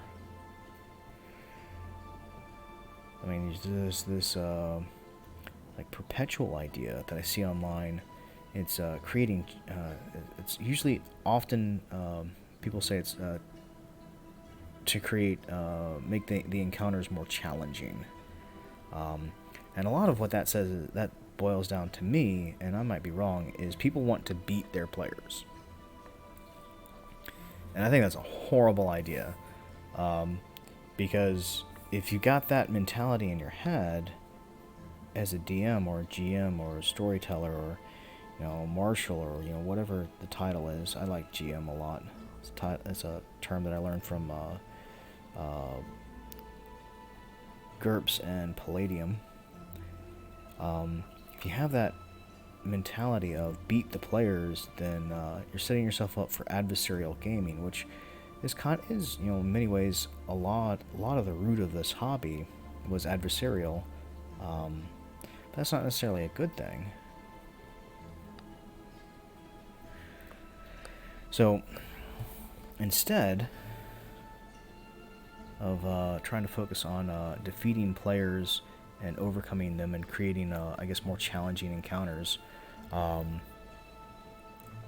give them moments, give them conflicts. Because it's really easy for a GM to defeat the players. I mean, you have the entire monster manual at your disposal. The rules don't actually apply to you. So if you want to beat your players, that's easy. That's day one how to be a GM. It's super easy to just beat the crap out of your players. The problem is if you come at it from that mindset, you're gonna run into the issues. You're gonna run out of players. People don't do this hobby to feel bad. And that's what some people forget when they start getting into it. I don't know anybody who does tabletop games because they want to feel bad about themselves. Most people want to feel good. They want to have accomplishments and goals and victories. That doesn't mean that, every time your players set out to do something that they need to succeed, but, that should be the rule and not the exception. I mean, there's enough failure in life to not want me to include a lot of it at the table.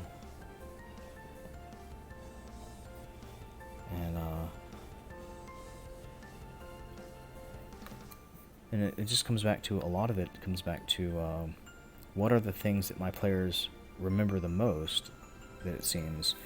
And one of the things that they remember the most is they remember colossal failures. I don't mean where things where you just you beat them with trolls until they capitulated, but when they rolled a natural 1 on that deception check while trying to talk to a guard, and their carefully constructed plan went absolutely sideways in the worst possible fashion. They're going to remember that for a while. Or awesome wins. I did a Savage World game with my wife and some of our friends. One of her first times playing, and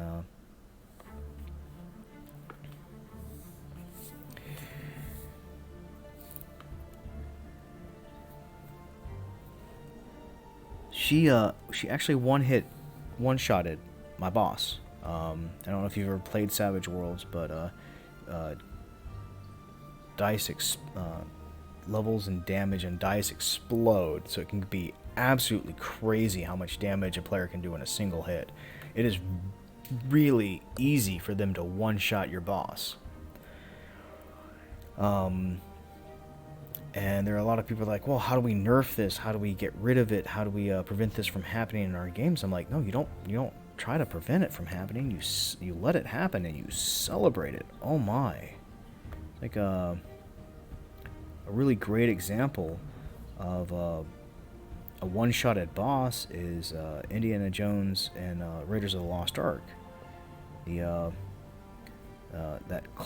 epic sword fight with Indy and the swordsman. The guy pulls out his sword and is just ha ha ha ha, and Indy just shoots him. He just one-shotted him. I mean, that was an epic battle that was getting set up. That the player just rolled that epic one-hit wonder on, and if it hadn't worked, it wouldn't have been as cool. All right, I'm gonna hero out some of this debris out here. Probably not a lot of it because I've got so much debris work to do on this map as far as coloring. But then again, you got to put the details in. The details are kind of what make everything kind of nice.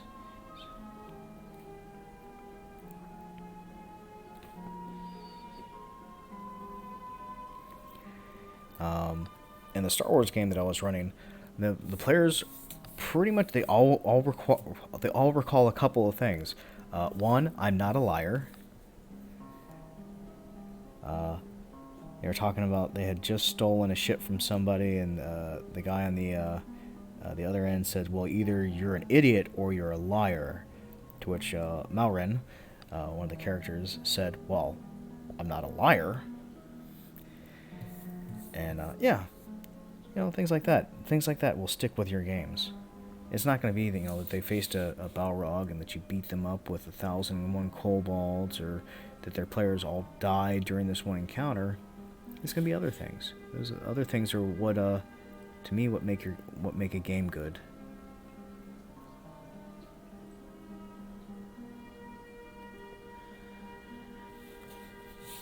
memorable. And, you know, there are things that are memorable for bad reasons as well. You know, not everything's, you know, positive and goodness and light, but, you know, a lot of things are. For instance, I botched a like a notice roll, like a perception awareness roll in Vampire the Masquerade, and fell out the window. First roll, first game, I'm like, wow, this is the kind of game this is going to be. Well, fortunately, that's not actually the kind of game it was. It was actually improved from there. But, yeah. Just some of my opinion rants. Oh.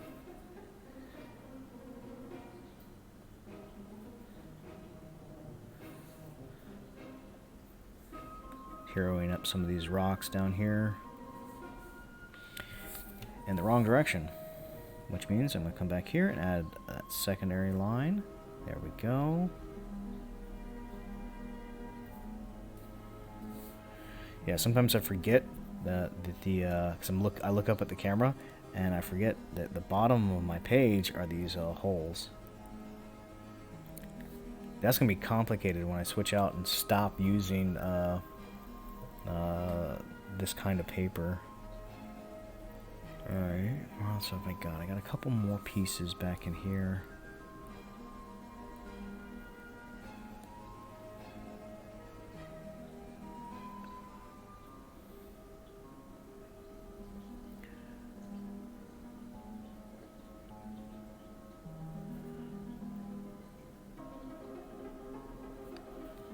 There we go. A couple places for that, for this. That.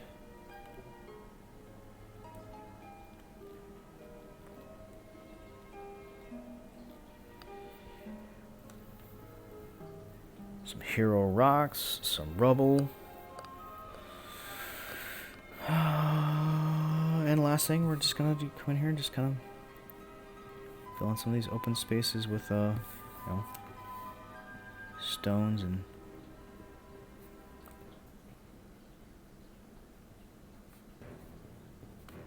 those little stone indicators.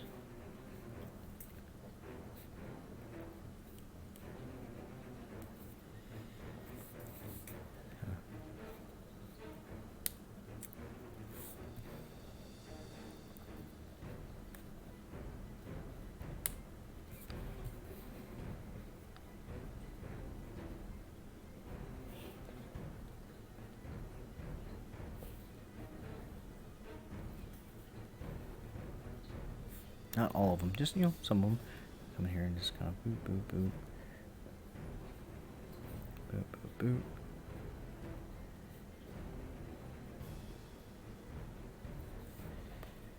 Oh, give it kind of the look of like old cobblestone with a couple of them up in here around the edges.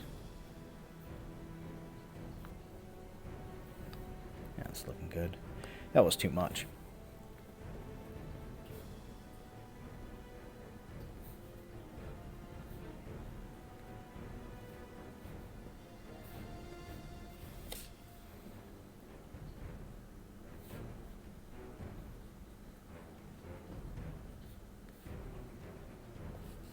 That was almost too much. Might be actually too much. It's okay, that's easy to fix.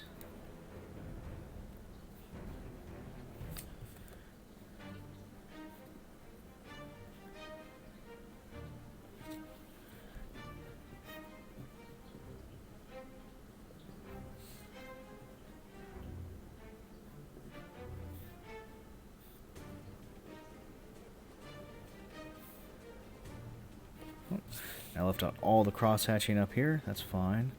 Come back. It's better to find it now than once I get it in Photoshop, and then I have to try to mimic that that kind of feel of rough scraped pen lines. And come in here. Just kind of boom, boom, boom, boom, boom, boom, boom.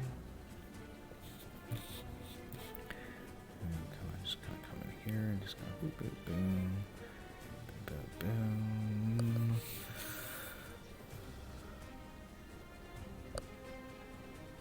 Huh, it's no worries, man.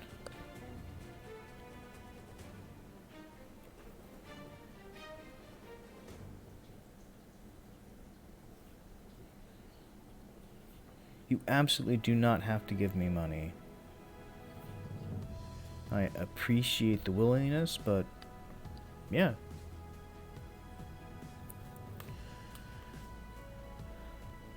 Oh, well, I just kind of, let my mouth go rambling. I'm getting better about talking and stuff while I'm doing all of this. You know what, I'm going to throw just a little bit of shading in there just to indicate, just in case that gets a little bit lost during the translation of this map.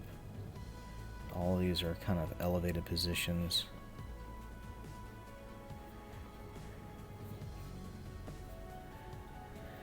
And just kind of come in here and just kind of, texture up. Add some more cross hatching. Just some texture cross hatching. Just some little like quote marks. Don't quote me on that. Some little scratches.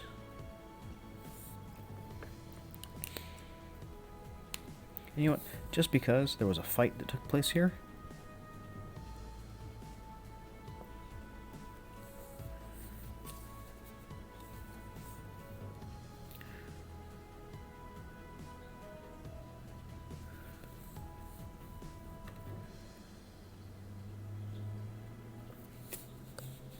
I'll throw a couple arrows in there. Put a couple arrows in the other side of that door.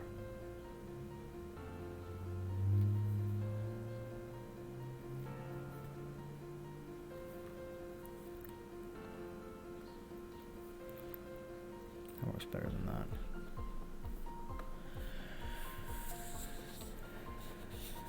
Just a couple of those in here, there, and yonder where I can see them.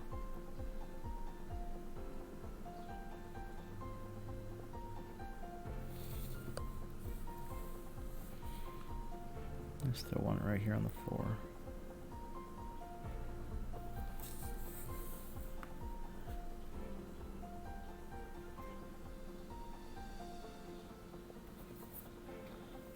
Just little things. Yep. Those are probably awful. I think that actually just not what I wanted to do. Is getting a little too busy. I might actually go back and remove those. So, there we go. So I think I did about an hour before, so this is sometime I get started. Yeah, I've actually done probably about 2.5 hours today, maybe almost 3. So I'm probably gonna wrap it up here. The animation will be about fighting stickmen. Those are awesome. I've seen some really cool animations like that. I definitely look forward to seeing more. But yeah, I'm gonna call it here, and I'm probably gonna be bumping back my stream schedule to around 3 o'clock as opposed to 2. I might even push that back farther back to like 4, because it is peak season. So definitely check the stream schedule. I'm probably gonna be changing that when I finish the stream today. I'll be scanning this one in and putting it in. But yeah, I mean, I'm just pretty much done with the map.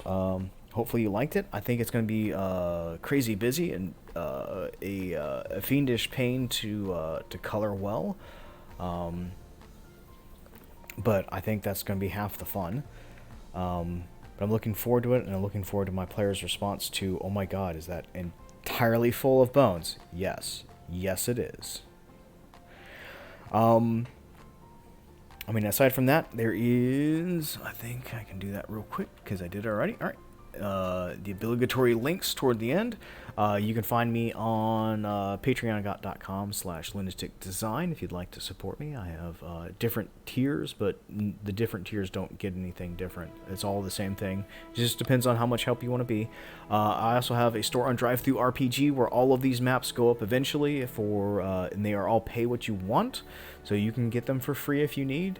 I also post them regularly on Instagram and on...